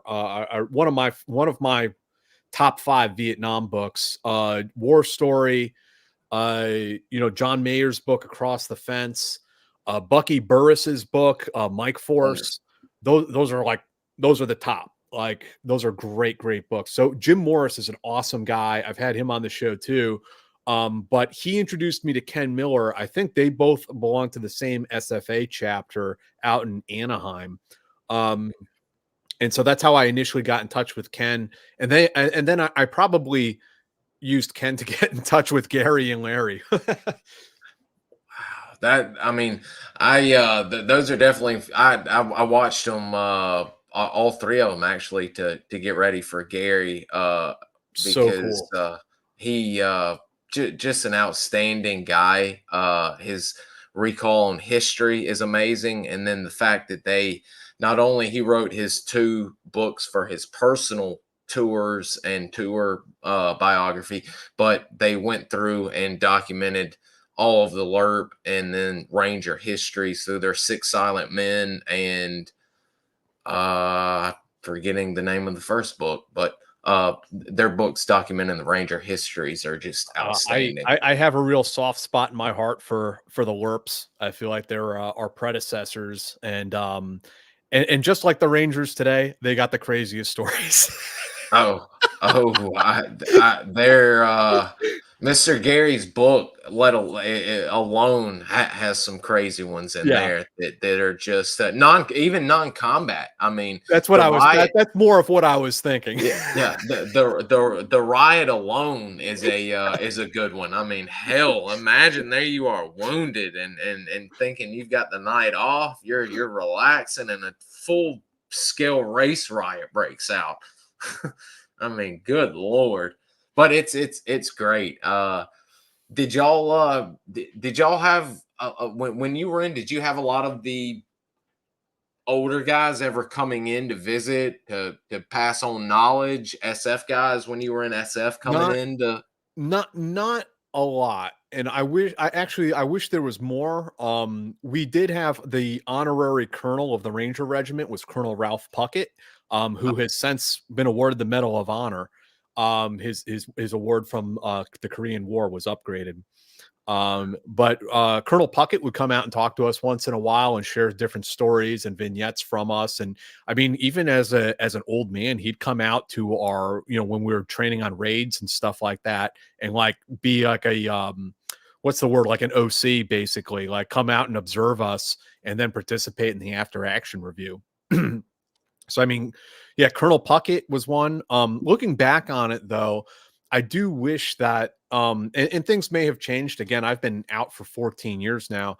I wish that they did spend a little bit more time teaching these guys about the history of these units, and bringing in some of the old salts to tell some of these stories. In Ranger indoctrination, there was a class on Ranger history. I believe in special forces today, they do start off pretty early in the Q course, teaching the guys about the history of unconventional warfare. So it's not that there isn't any effort made, there is. But then also, even on the more contemporary things, like, I felt like there's a lot of stuff that fifth group did in Afghanistan that like no one ever told us about. We were never sat down and given a briefing on. It was like I had to read books, and I had to read like Dalton Fury's book, Kill Bin Laden, to learn a little bit about what my own unit had done not that long ago, 8 years prior or whatever. And I do, looking back on it, wish that, maybe these units did something to bring some of these guys in to brief up the young guys. And it's not just the history and the lineage, which is important, and the pride and the esprit de corps, all of that's very important, but it's also the lessons learned, right? And where those lessons came from, how they were gained. Because a lot of those lessons are, very painful. They were learned very painfully. learning blood. Yeah. Mm-hmm. Yeah, absolutely. One question about you, or for you, not about you. God, um, Jack, did you ever work with any Canadians? No, I didn't. No. I've been fortunate enough to, interview some CanSoft guys. But I did not work with them overseas. No. Seem to be some, some great shooters. That one that, if you're going to believe, the Ukrainians just broke that longest kill that the Mhm. Canadian had put, but I don't know Yeah, how I to don't judge either. if it's true. That's a hell of a long shot. And speaking of Canadians, Salk had uh, several Canadians, which is pretty damn funny. Good recon men too. And as a matter of fact, one of them actually did win or earn the coveted 1-0 award, the silver pistol. Wow. RJ Graham. Yeah, there were a lot of Canadians who came in and joined the army to fight in Vietnam. Believe What it do or you think? What do you think brought that on in for Vietnam? And consider, we've got our hippies and our guys that are bone spurred, that can't buy daddy's doctor yeah. bill going to Yeah, there Canada, and we were. got Canadians coming here to fight. Yeah, no, yeah, absolutely. We had a lot of pansies run to Canada, but at the same time, a lot of Canadians came and joined the army. And I mean, you'd have to ask them to get a good answer, but I imagine some of it is the cultural affinity. We are quite close to one another. But at the same time, I mean, I imagine there are also a lot of young men that were like, oh, there's a war on. This is it, go and see some action. But I think you'd have to ask those guys.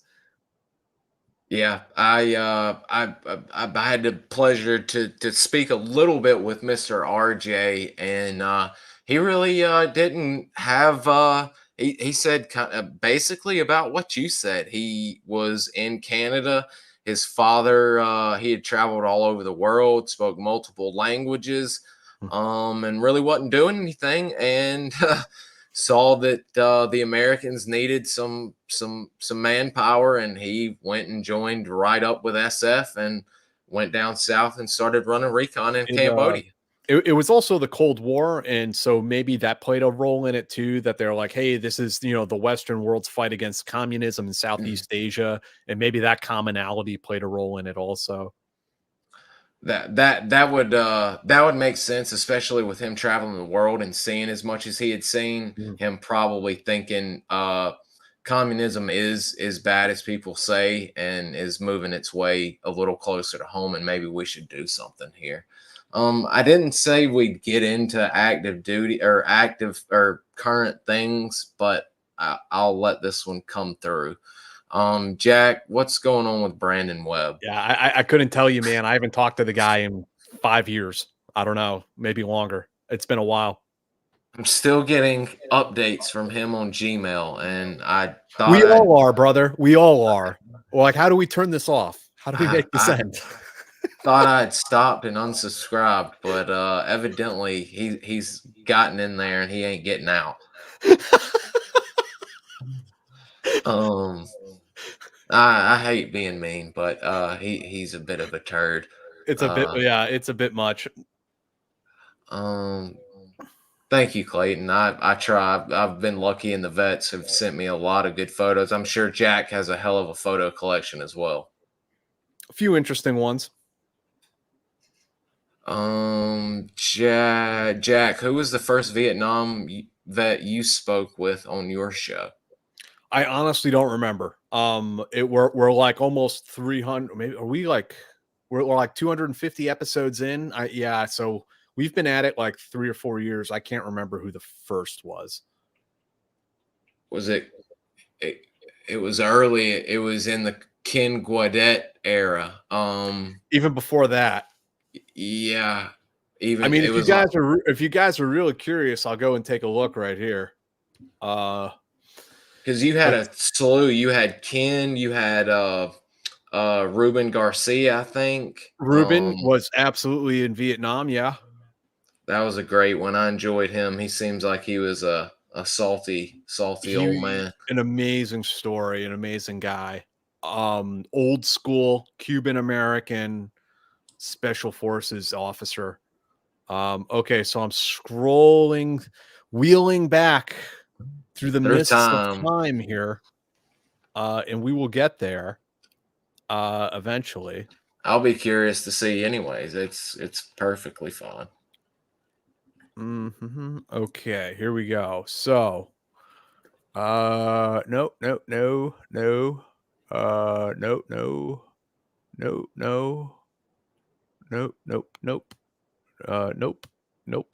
Aha. You know who the first Vietnam veteran is on the show? Who might that be? Sergeant Major Mike Vining. Holy crap. Wow. Yeah. And I got lucky enough here. I can't remember when, but we had Sergeant Major Vining on, and God, what a sweet, unassuming, badass of a man. he's another one of those guys. I've met him in person also, and he's one of those guys. It's like, you're exactly what I thought you were. Quiet professional, but absolutely the nicest guy in the world.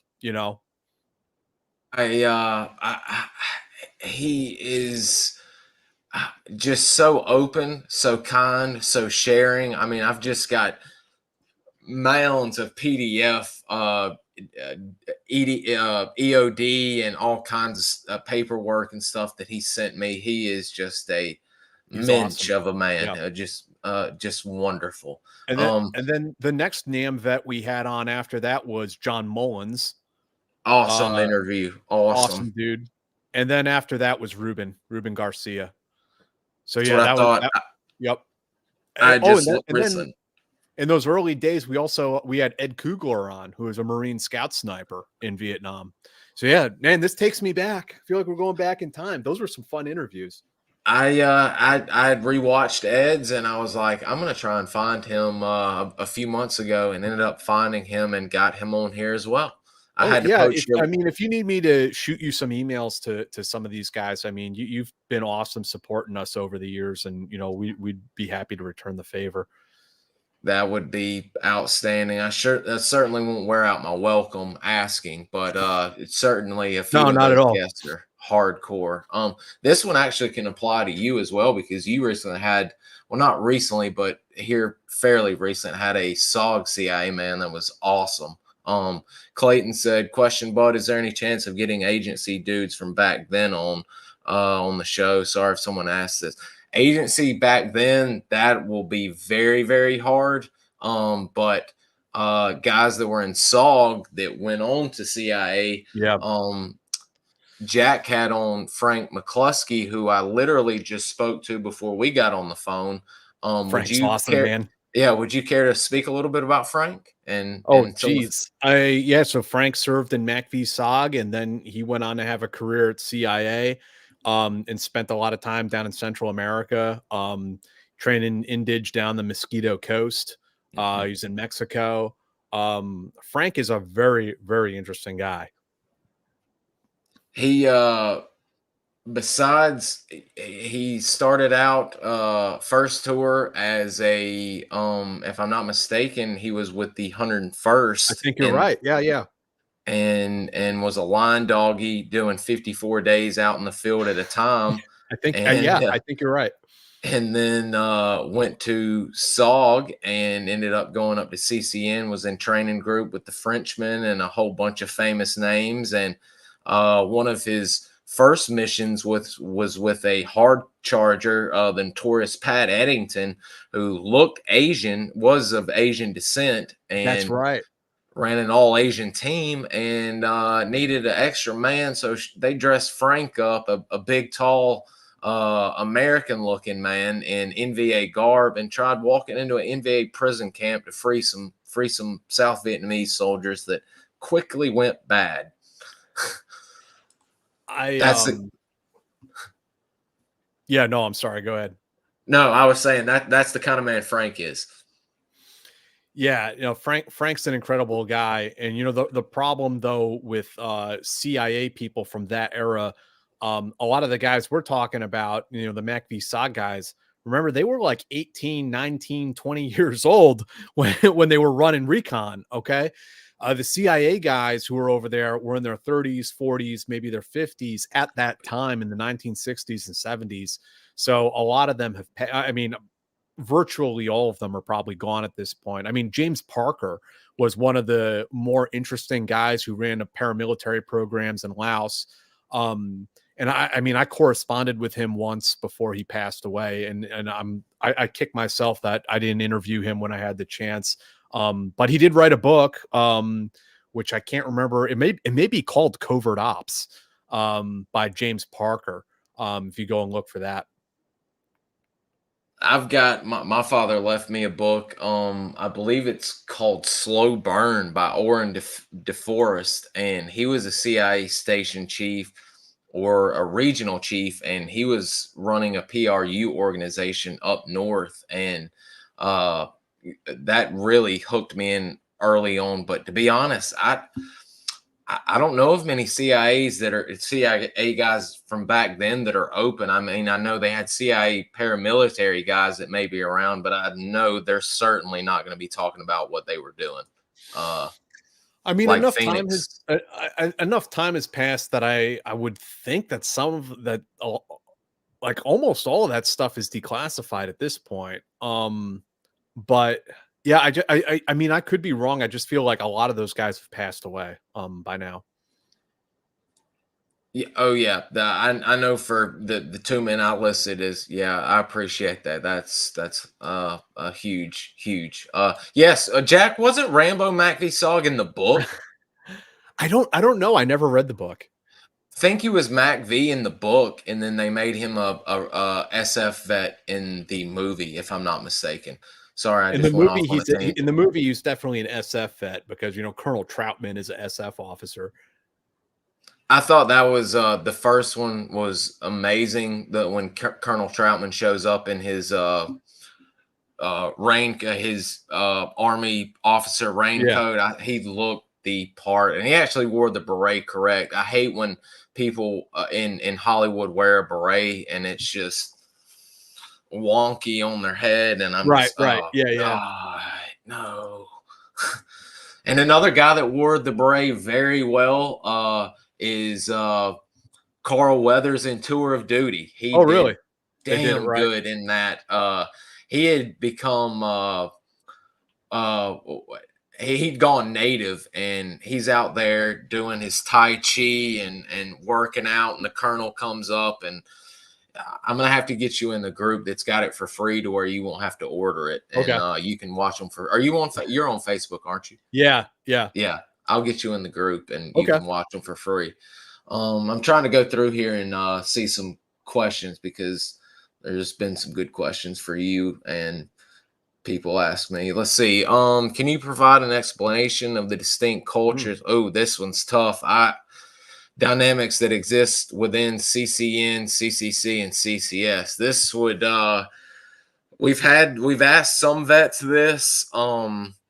I can kind of say, just on my basis on CCS, they were kind of hamstrung, and they had their hands tied behind their back from the very beginning, based on the amount of men that could go into Cambodia. No hatchet forces could go at the very beginning, and I don't know how long it lasted, could go into Cambodia. There for a while, airstrikes were forbidden in Cambodia. So CCS had a very close bond considering what they were up against, but the cultures, we'll have to ask our next vet from. It's an interesting question. I'd be Very interested. much I'd be so. fascinated to know.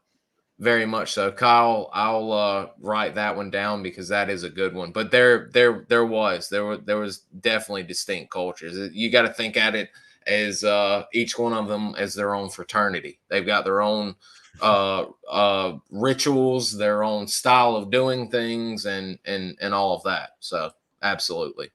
Just check wiki. John Jay was SOG. Hell yeah. Oh, there it is. Yeah. Yeah. Okay. I thought I'd heard that recently. Question, Bud.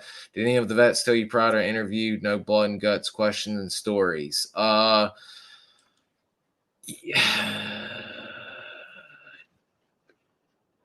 Yeah. Yes and no. Some of them did say, I'll talk about missions, but I'm not going to talk about dispatching people Mm. overtly, or people on my team being dispatched. Some other men are a little more open, and then I've got some men that sadly I can't mention their name that I talk to, just because they don't want to be public, that everyone knows and has read in John Plaster's book.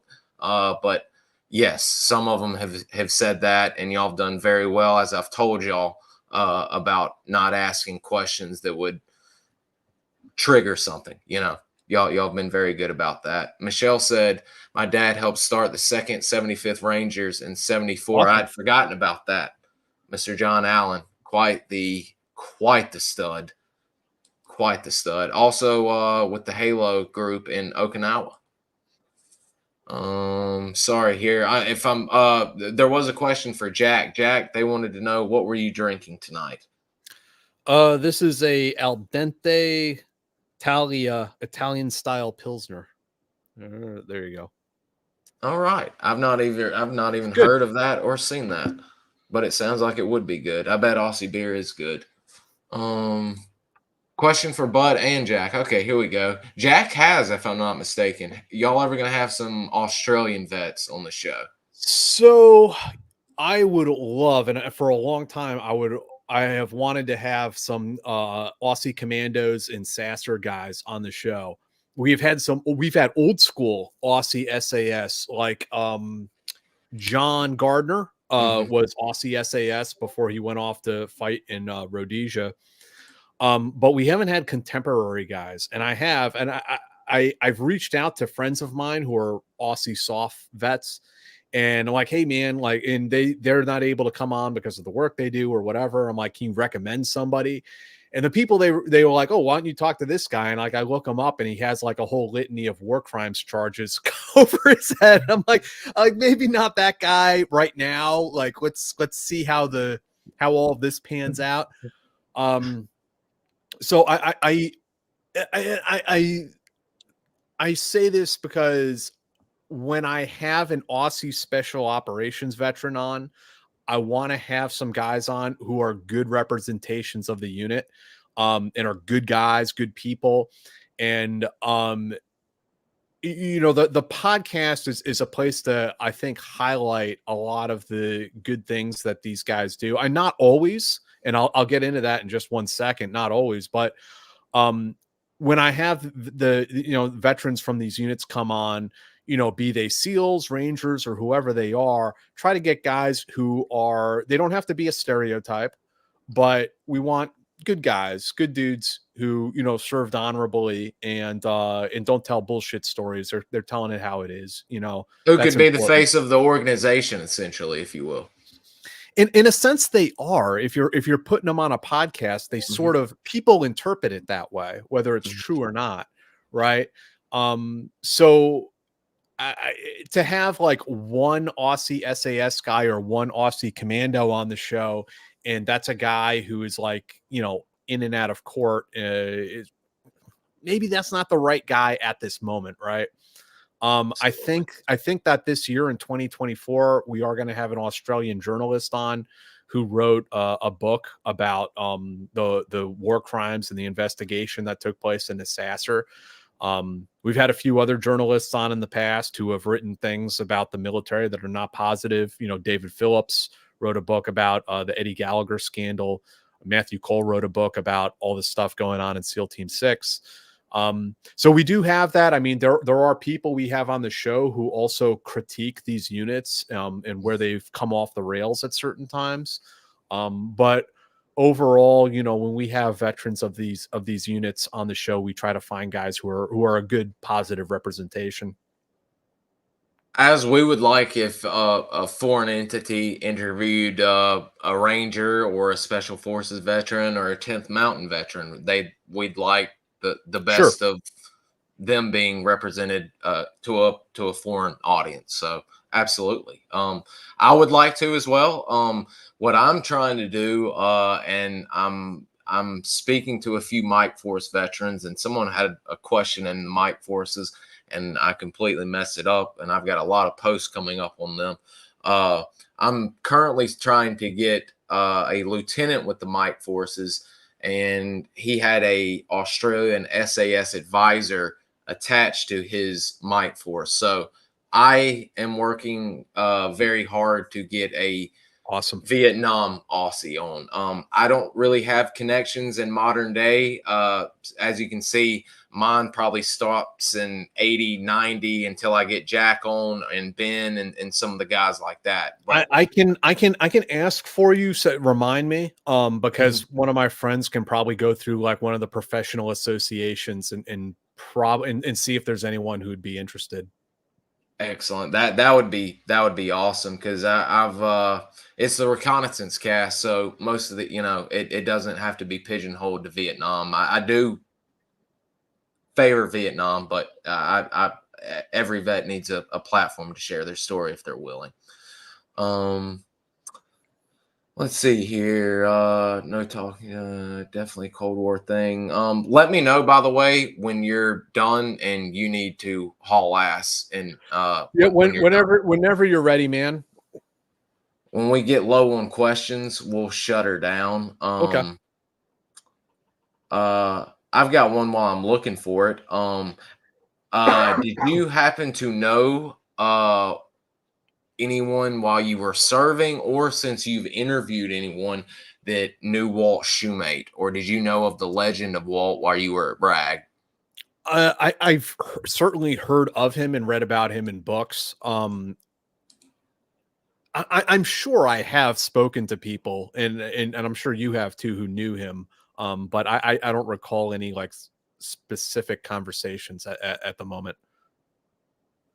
Okay, we had and I'll tell you if I'll get you in touch with Cliff Newman if you'd like to have him, Oh, considering he was sure. on the first Halo Yeah, jump. yeah. I would absolutely love for him to get on because your audience reach and just for you to have the chance to speak with him would be right up your alley. Considering also people forget not only was he on the Halo jump, but he led 2 teams as a Yes. 1-0, and then was at Fank teaching the Cambodians Yep. to Yep. try and After the fight the war. Vietnamese. So he's a hell of a warrior. So I'd love to help you with that as well. But Caravaggio had a question for you. What was your most difficult interview to set up at the team house and why? But also, to add on to Caravaggio's question, what was the most difficult interview? Two-parter. You can do that one first, and then what was your most difficult to conduct? Let's see. So, I mean, some of these you'd be surprised. I mean, some of these interviews come together quite quickly and quite easily. Like, reach Mm-hmm. out to somebody like, "Hey, this is what I'd like to interview you about," et cetera, et cetera. Like, I talked to a guy just this week who was pretty high ranking at the FBI that a friend recommended to me, and I reached out to him on LinkedIn. I have no idea how it's going to go, and right away he's like, "Oh yeah, I'd love to do it." And so, that happens sometimes. But there are other times where I have spent years working on guys to get an interview. You know who took me a long time to convince was Daryl Blocker, who was a CIA officer. And I Mm-hmm. mean, Daryl's a terrific guy. He's a good dude. But it took a long time for me to twist his arm and finally get him on the show. But he was worth it. I'm glad that I did, and I'm glad he agreed and that we made it work. Super good dude. Uh, as far as like the interviews that that are, I mean, it can go either way, right? There are some people who see the interviews where they go totally off the rails, and some people love it and think that's awesome, and other people are like, "This is unprofessional. You guys are idiots," and all that. So there have been some interviews that we did with Andy Milburn where all of us, where Yes. Dave, Andy, and me, have all gotten sloshed, and like we stumble out of the studio at the end of the night. That has happened several times. There are other interviews where, I mean, I'm just like, there are certain guests, and I mean that it's just very hard to keep them on topic. Mm-hmm. And it'll Mm-hmm. come, they'll like go off on all these other tangents, and it's like you're trying to keep bringing them back and bringing them back and bringing them back. And you may notice, like, every once in a while in certain interviews, like, I get tired of fighting them to try to get them back on topic, and I just give up, and I'm just sit back drinking a scotch, and I'm just like, okay, just talk. Like, what? Just go. Just go with it. The format of this interview is out the fucking window. We've had a few of those to where it and not complaining because you get great info out of it, but it just breaks I it mean, down it's just a different completely. type of interview, and you got to Yeah, roll with it. yeah, absolutely. You got to adapt and overcome. There you go. And there was one. We were speaking of Andy. Andy's. That's one that no matter when he was on, I listened or watched live just because he was in the studio. I love watching Andy. He seems He's like awesome. Yeah, uh, Andy's a lot of fun, and when we've had him guest host on the show too. mhm. He actually came up to the city, and he stayed here in my apartment and went and guest hosted the show. A couple, maybe like 3 times. How'd you cross paths with him? I saw that he was publishing a book. He was publishing a memoir called When the Tempest Gathers. And another guy, I just reached out to him on LinkedIn, like, hey, my name's Jack. I'd like to interview you on this podcast. And he was like, oh, okay. All right, I guess. Sure. And yeah, and sometimes it just comes together like that, and it happens really fast. And then other times it's like, some people are really hard to find. Some people you really got to convince. Yeah, it runs the gamut. Yeah, I've definitely run into that. I mean, I've not years, but I've gone months of working and finally gotten it set up. And then there's others, that are just, I'll talk to you, but I'm not going to speak publicly. And I'm like, got to respect that. I'd much rather get info from you on SOG and all that than, try and have you on and, ruin a And relationship. So some of them are the interview came together quite quickly, but only because I had a relationship with that person that I had built for many years. Mhm. So someone like Eben Barlow, he does not do a lot Right. of interviews, but I have, I've spoken to him off and on for probably a decade at this point. Mike Taylor was another guy who was extradited to Japan for smuggling Carlos Ghosn out. That was a Correct. guy, I mean, I built a relationship with him and let him get to know me a little bit. And I was talking to him in prison every day, right? Pretty much right up until he got extradited to Japan. So when he came back and after he got released, and I asked him, would you be open to doing an interview? He said, yes. And again, I don't think he's someone who does very many interviews, but it's really about building those relationships,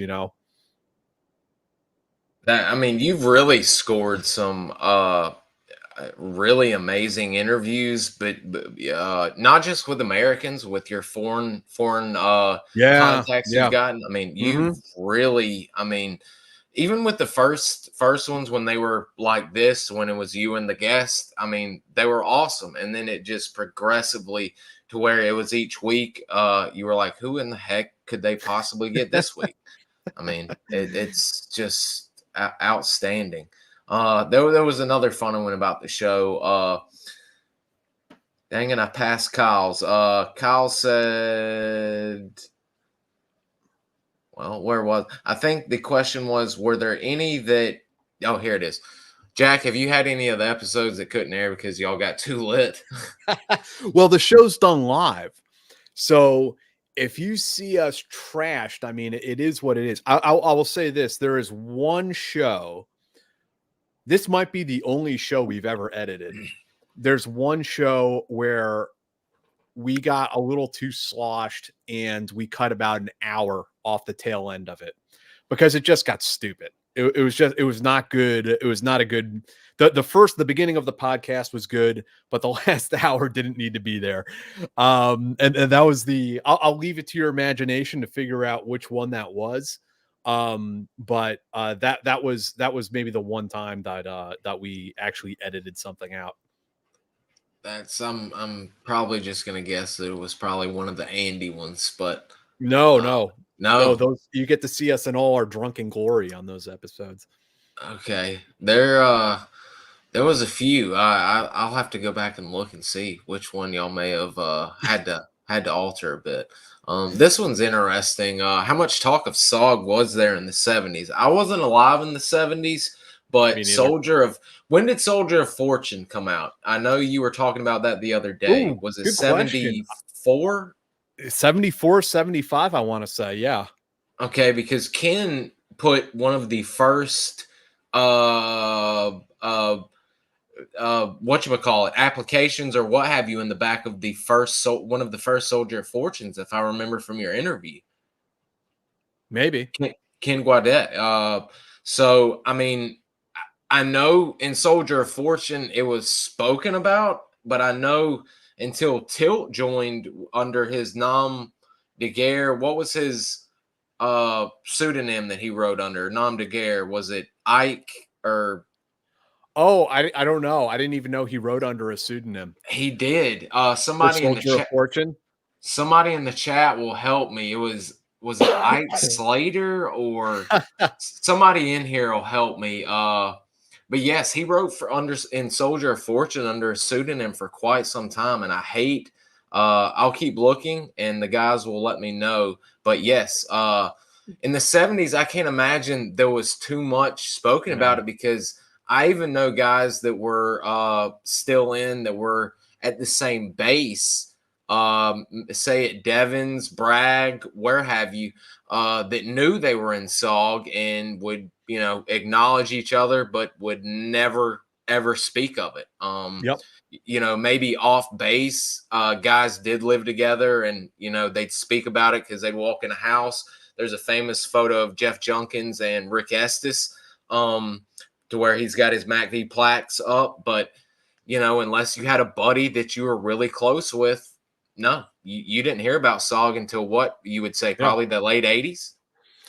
Yeah. Late 80s, early 90s, Yeah, that was when guys, I feel like, first started to talk publicly. That's what I was thinking. And then, of course, gosh, I hope someone helps me out with that. What his pseudonym was?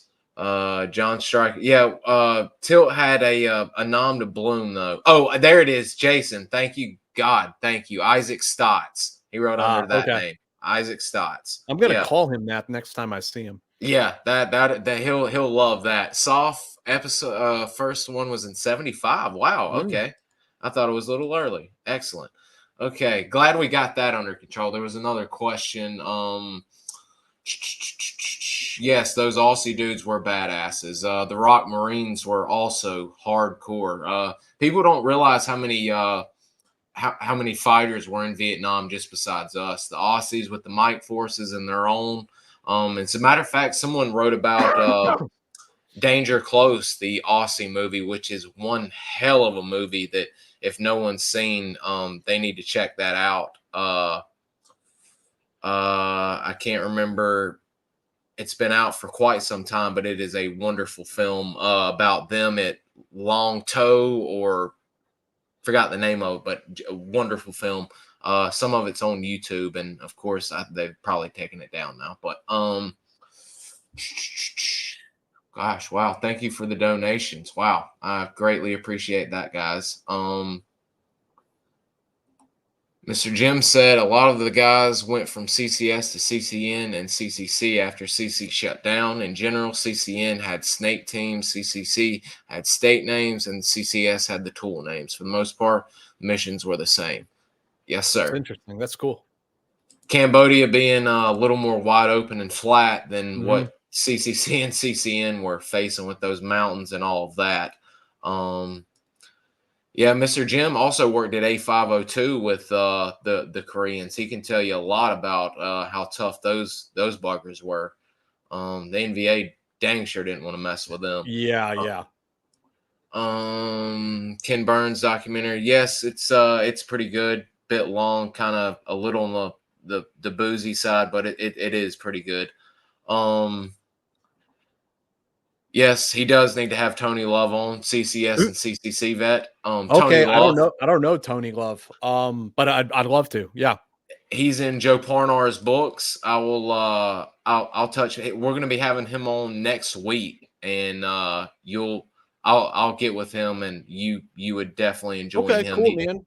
Yeah, we're scheduling out April right now. So Wow. we're yeah, Okay. we're pretty far in advance. So yeah, I'd be I happy to love that. I'd be happy to talk to some of these guys. Absolutely. I love that that y'all just keep it continually stacked. Jack, do you think Andy could ever be part of the show? Yeah, I mean, absolutely. I mean, he guest hosts the show once in a while, and we're trying to have a couple alternates, people who can fill in for Dave and I. Like the reason why Andy filled in is because I went on vacation for the first time in like 4 or 5 years. And presumably Dave might want to go on vacation one of these days too. So we're looking for a few people who can be fill-ins like that. But yeah, I mean, I think Andy could be a part of the show in that regard. I mean, maybe he could be part of a spin-off, or I don't know. I mean, but certainly. I think y'all need to start a weekly or bi-weekly, what have you, of Andy joining and y'all just doing a current event show and just We have letting it talked ride. we have talked about doing like a midweek podcast, but we're not really sure what form that's going to take. We're or at least that's speaking for myself. I'm pretty reticent to just do like news or current events. I don't want to do politics and culture war No. stuff. I just don't want to Mm. do that. Um, maybe if we kept it, maybe pick out like some defense news stuff. I don't know. I mean, we don't have any plan or anything. We're still kind of like discussing and batting around the idea. Y'all have got a lot of what should I say? A lot of prime targets to pick from if y'all wanted to pick a show to do a weekly show on, especially with the way the world's ramping up right now. There's Sure. no short of the topics That's to true. work on. Um, Mr. Jim said if we did talk about SOG back then, no one would have Yeah, believed us it's probably anyways. probably true. And we're still kind of facing that problem today when I post stuff and my friends ask, "Well, what kind of stuff are you covering?" And that SOG stuff. And it's like, yeah, that's not real. That's a comic book or something. I'm like, no, no, they're real men. They were 21, 22-year-old guys out there in Laos with all indigenous young men. Question for you both. Any stories of indigenous teammates that one of the vets spoke about that stuck with you? I've got mine. Jack, do you have one off the bat that you can think of?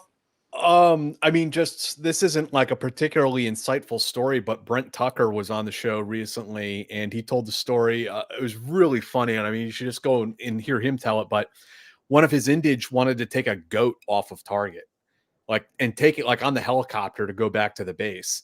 And they got into a big argument. And Brent's finally like, okay, take the goat.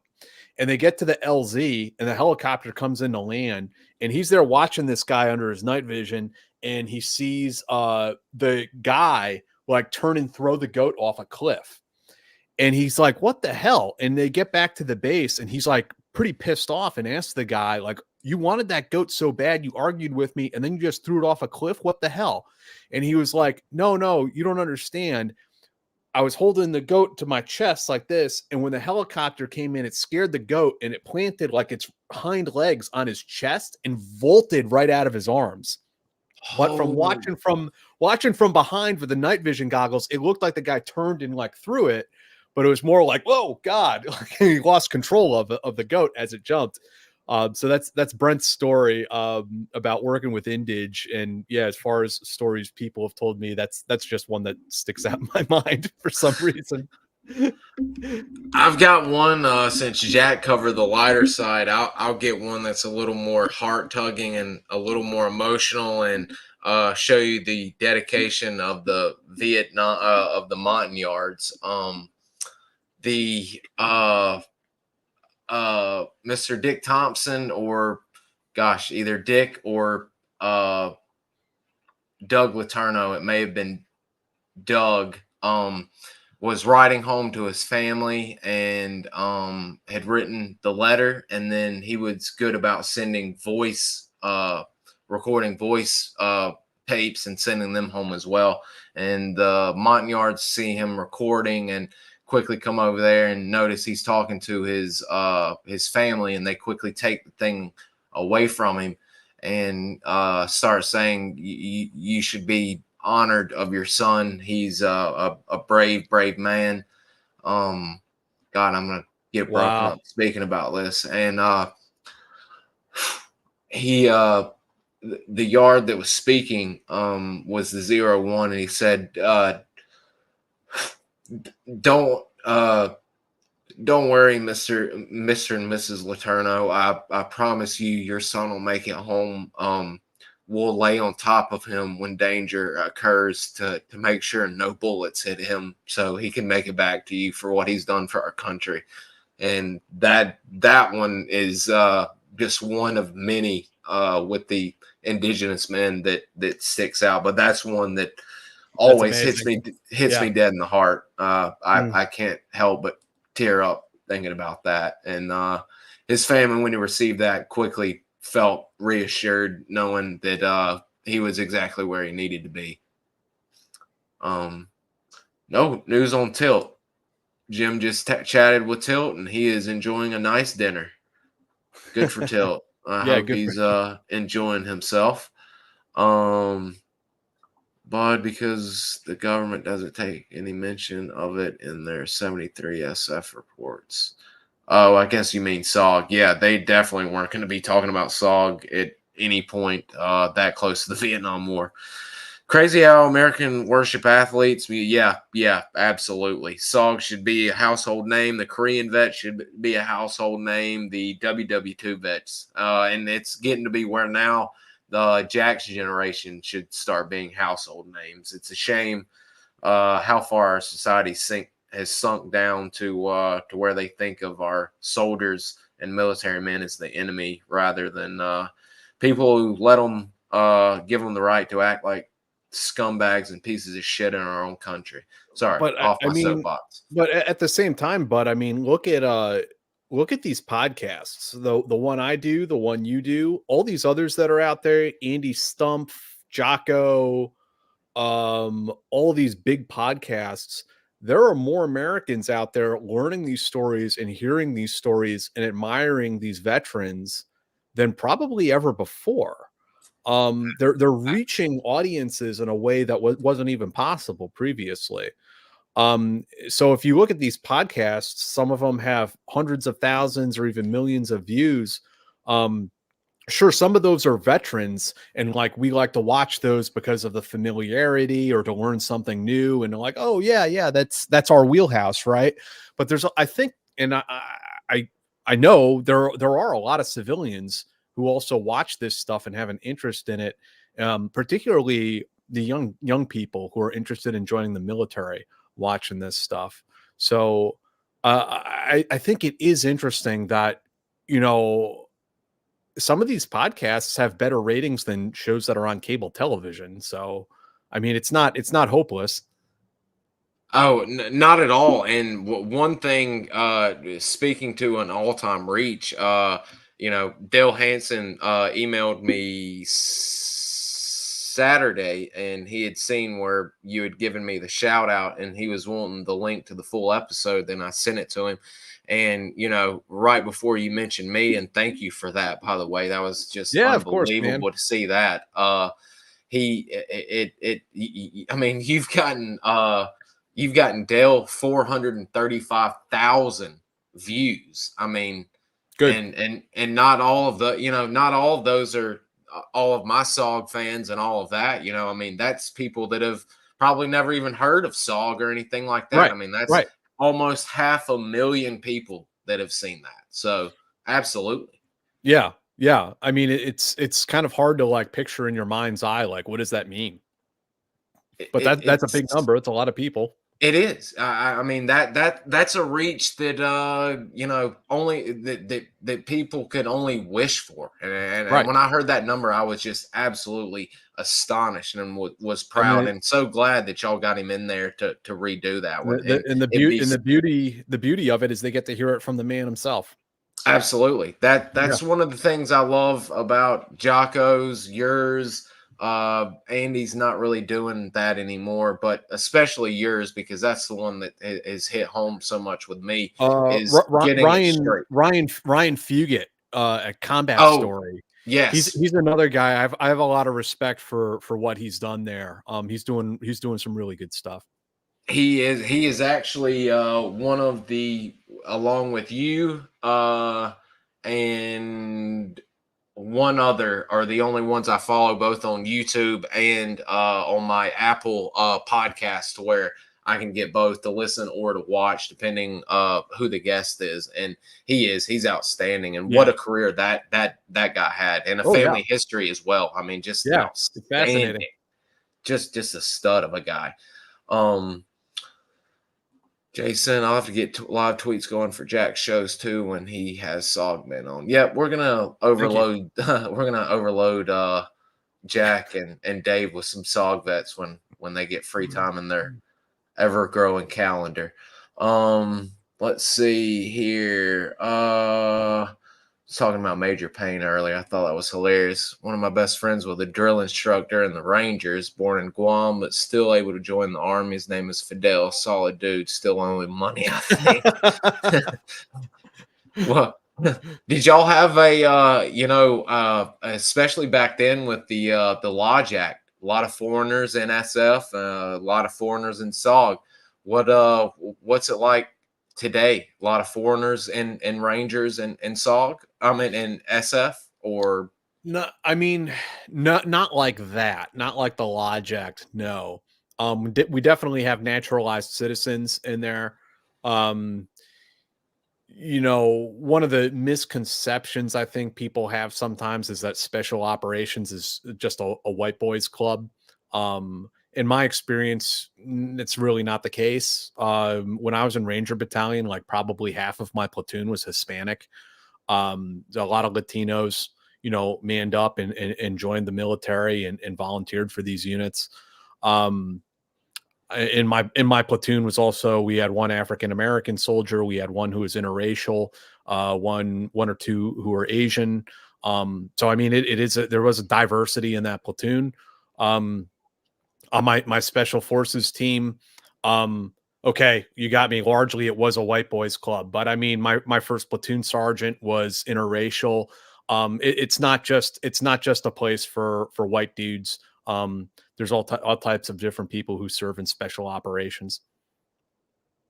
That's that's been one thing I've one with speaking to vets from Vietnam to forward, even force recon. A lot of foreign guys in force recon during Vietnam that I did not realize that I've learned about. Is that just how many great foreign soldiers we picked up, not only in the Lodge Act but also in this modern day, to where they saw America needed help. There they are, naturalized citizens, didn't really need to. They're enjoying their life, and they've joined the military and really made a difference. I mean, there's a lot of There, SOG. It's Go ahead. well, I'm sorry. the Lodge Act was fascinating, and we brought in all these Eastern Europeans, even former Nazis, into the Mhm. ranks.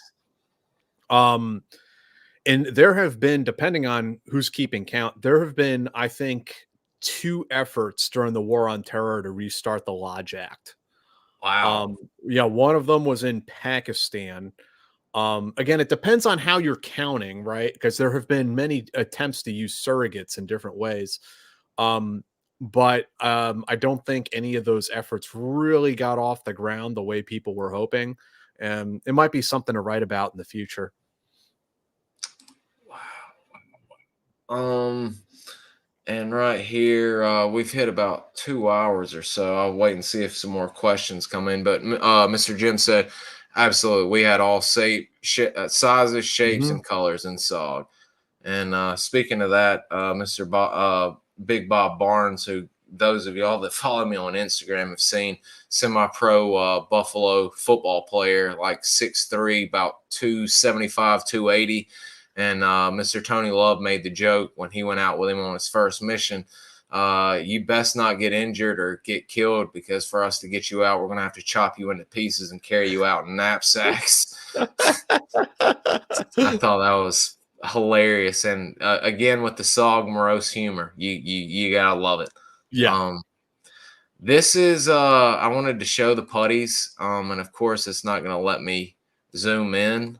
I thought I could. Let's see here if that'll. Nope, won't let me. But you guys can see right here, they've got their these are all the yards. This is a heavy team, as you can tell. Mhm, I mhm. love the heavy teams. RT New York, California with Joe Walker. This is Montana with Mike Shepard, the werewolf, right here. And God, you gotta love those code names. Um, That's cool. and here, before we start closing out, until some more questions come in. Yes, more morose black humor. Jack knows well than anybody. The military. If you don't have Dark humor jokes. at dark, you're not gonna make it. And you got to have the boys enjoying themselves at the beach. You know, you got to leave your thumper right here in your car 15, and then show it off to everybody on the beach, saying, "Hey, this is mine. I'm leaving it right here, and nobody mess with it." And then go jump in the South China Sea. And look at how slimmed down these dudes were, Oh yes, patrolling out in the jungle, It's again one of those stereotypes about the jacked up, Arnold Schwarzenegger looking guy. Not necessarily the case. here's a perfect one that we'll use. This is I've got another one of Billy right there, but you've got Mark Gentry, Delta Force, Mhm. Rick Estes, Tilt, and Lynn, the Legend Yep. Yep. Blackjack. And yeah, I mean, look how little these cats are, carrying 100 pounds of gear Yeah. in the Laotian mountains, and That's a you know, calorie burner right there. oh yeah, oh yeah. I mean, look, they're kids doing this. Mm. I mean, and what I found interesting, speaking about, when you had Andy on and y'all were talking. I mean, what would happen if y'all attempted a mission like that today? You know, what Yeah, there's no way a con op like that would get approved today. I mean, there's just no way. And I mean, maybe that's a good thing to kind of like start to wrap up on is that we asked our young men to do an impossible mission in Vietnam, especially in MACV SOG. You could make this might upset some people, but I mean, you could make the argument that our government was criminally negligent in asking these young men to do these missions and assume this level of risk, sending them almost on a suicide mission. I mean, I think of myself now as a 40-year-old man. I don't know if I could, in good conscience, I don't know if I'm strong enough to order a young man out on an operation like that. I don't know if I could do it. Um, but it is also a testament to those guys in MACV SOG and the operations they did and the TTPs they developed, and the methods they developed, that what that led to is, the United States military learning all of these lessons and developing new capabilities and developing new technologies so that today we don't have to ask, and even in the war on terror, we haven't had to ask our young men to assume that same level of risk. We haven't had to send them on missions that are quite that deadly. And I think that is a part of the positive legacy of MACV SOG, of special forces in Vietnam. And what they did there was that they were learning those lessons and developing those things and evolving them so that, today we have the drones and we have night vision and we have all this other stuff. I mean, it's amazing what they can do today, so that we don't have to ask these soldiers to go on such insane missions. And some of them were absolute suicide missions, and I know some of the guys would agree that some of these men should have never been sent on the missions they were sent in, and that's why I mean they literally disappeared off the face of the earth. Yes. I mean, but quite literally teams that got swallowed by the jungle. Yeah. I was going to I had a picture of Big Bob Barnes. We're gonna start getting ready to close down. Nope, that ain't Bob. Damn, that's actually while I'm showing this, we had I've got a just interviewed Bill DC, and this is Bill DC right here from a reenactment, and he just told me this story. Climbing up a rope ladder trying to leave a hot LZ. I would say I was halfway up the ladder and the chopper started to rise and lift off. You could see he wanted to take off. Unfortunately, when I was starting to snap link in, I heard a loud boom, and immediately the chopper started twisting, doing 360s and just flailing all over the place. Oh, man. My own thought was, as I was holding onto the ladder and being swung around, was to immediately get out from underneath the chopper, because I knew this thing's coming down. You can't be underneath it when it hits. I had been knocked unconscious. Part of the chopper slammed me on my right side. It fractured my skull and knocked all my right teeth out, screwed up my spine, and I aroused to tremendous heat, and I could feel it mostly on my left side.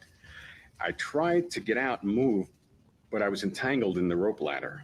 But my legs were caught underneath the one part of the chopper, I'm not sure which. Two soldiers made an attempt to drag DC away from the helicopter, but the intense flames forced them back. Oh my God. One of the fellas said, we're going to have to shoot him. And I think the intent, is somebody that once mentioned to me, was to, pull a bullet in my head rather than let me burn to death. But one or two of the fellas said, let's try one more time. And they came down and they untangled my legs, and then they started moving away quickly because it was very hot. But I remember crawling away from the chopper. Amazingly, DC hadn't made it to safety yet. Another helicopter arrived to bring the SOG team and chopper crews back to safety. But there weren't enough stable rigs for everyone. They told DC to hold on to another soldier. I just put my arms around his neck. This right here. Straddled him. Wrapped my legs around his hips. And I was going to come out like that. I was losing blood, and I started slipping down his body. I was losing my strength. And I think my head was down by his belly button, or his abdomen. And I just said to him, I said, please don't drop me. Miraculously, the chopper made it back, the soldiers still holding on to DC. He let me know, and I've got tons of photos on him. And the photo, when they're pulling into the thing, his face is in his crotch. He's holding on, and the Dude, guy's holding his web gear what the hell? because he's got the strings. And meanwhile, he's got a fractured skull, broken ribs, and he's burnt beyond all recognition. And this is the same man, before we start closing out, because let me use, since I've got this man's photographs, this happened while he was CCS. Both incidents right here. Let me find this man and just show you the gods of war were on his side.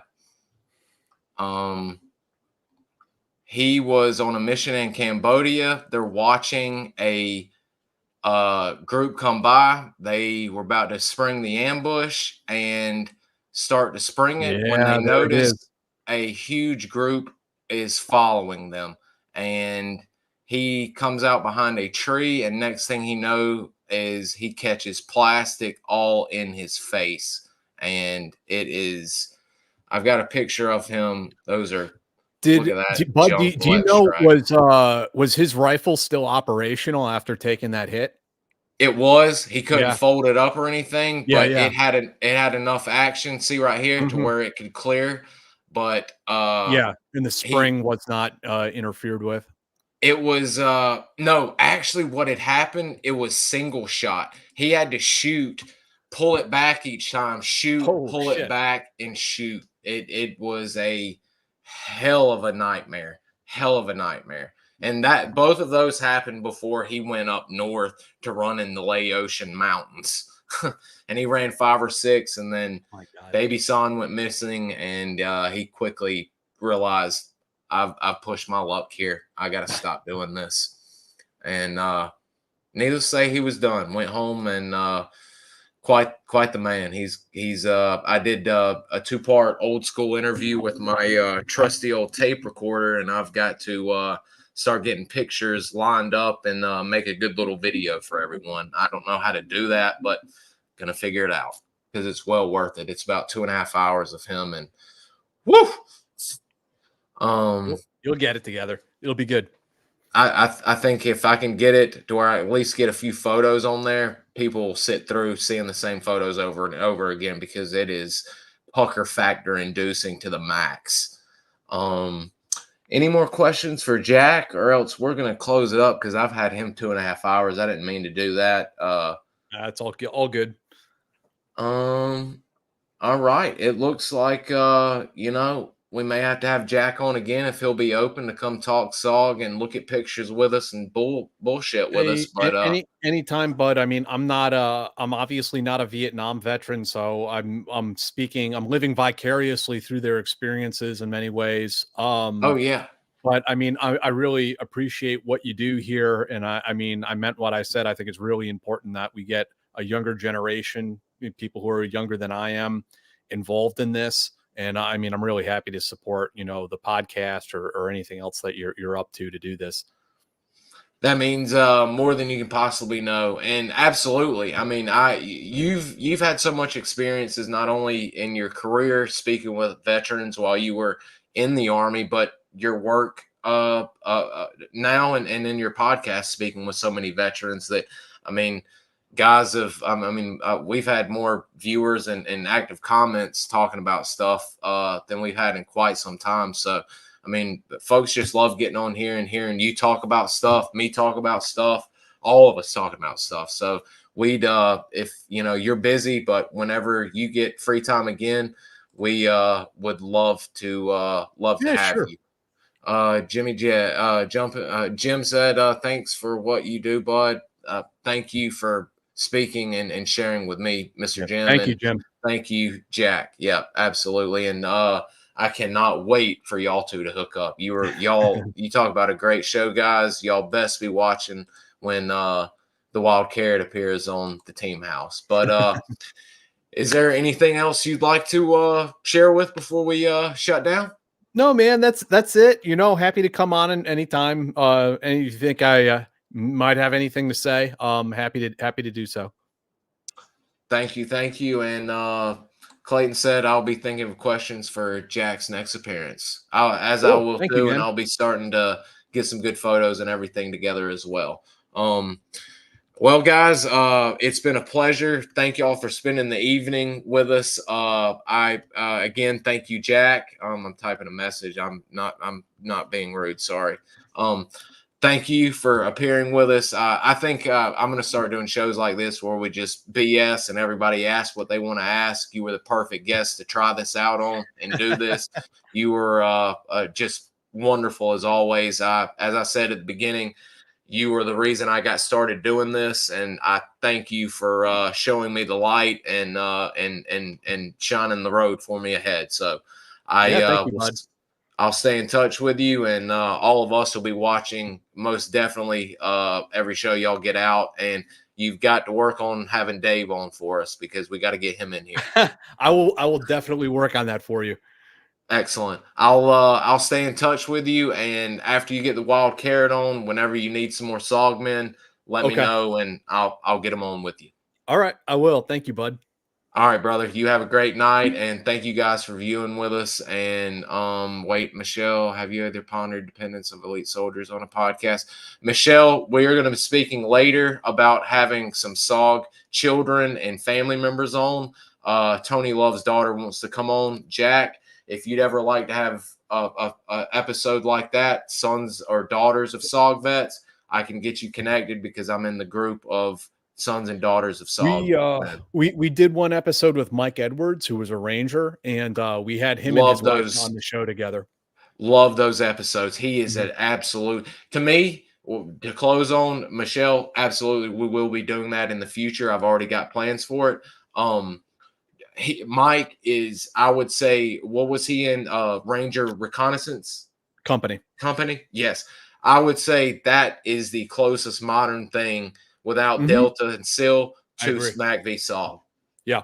And guys, if y'all have not seen his multiple visits, I would start with the first time Mike Edwards was on the team house, and it will sound like modern day SOG. It is unbelievable what Mike Edwards did. Unbelievable. But Jack, thank you for spending 2.5 hours with us. Yeah, thank you so much. And I'll be in touch with you, brother. All right. Take care, man. See you later.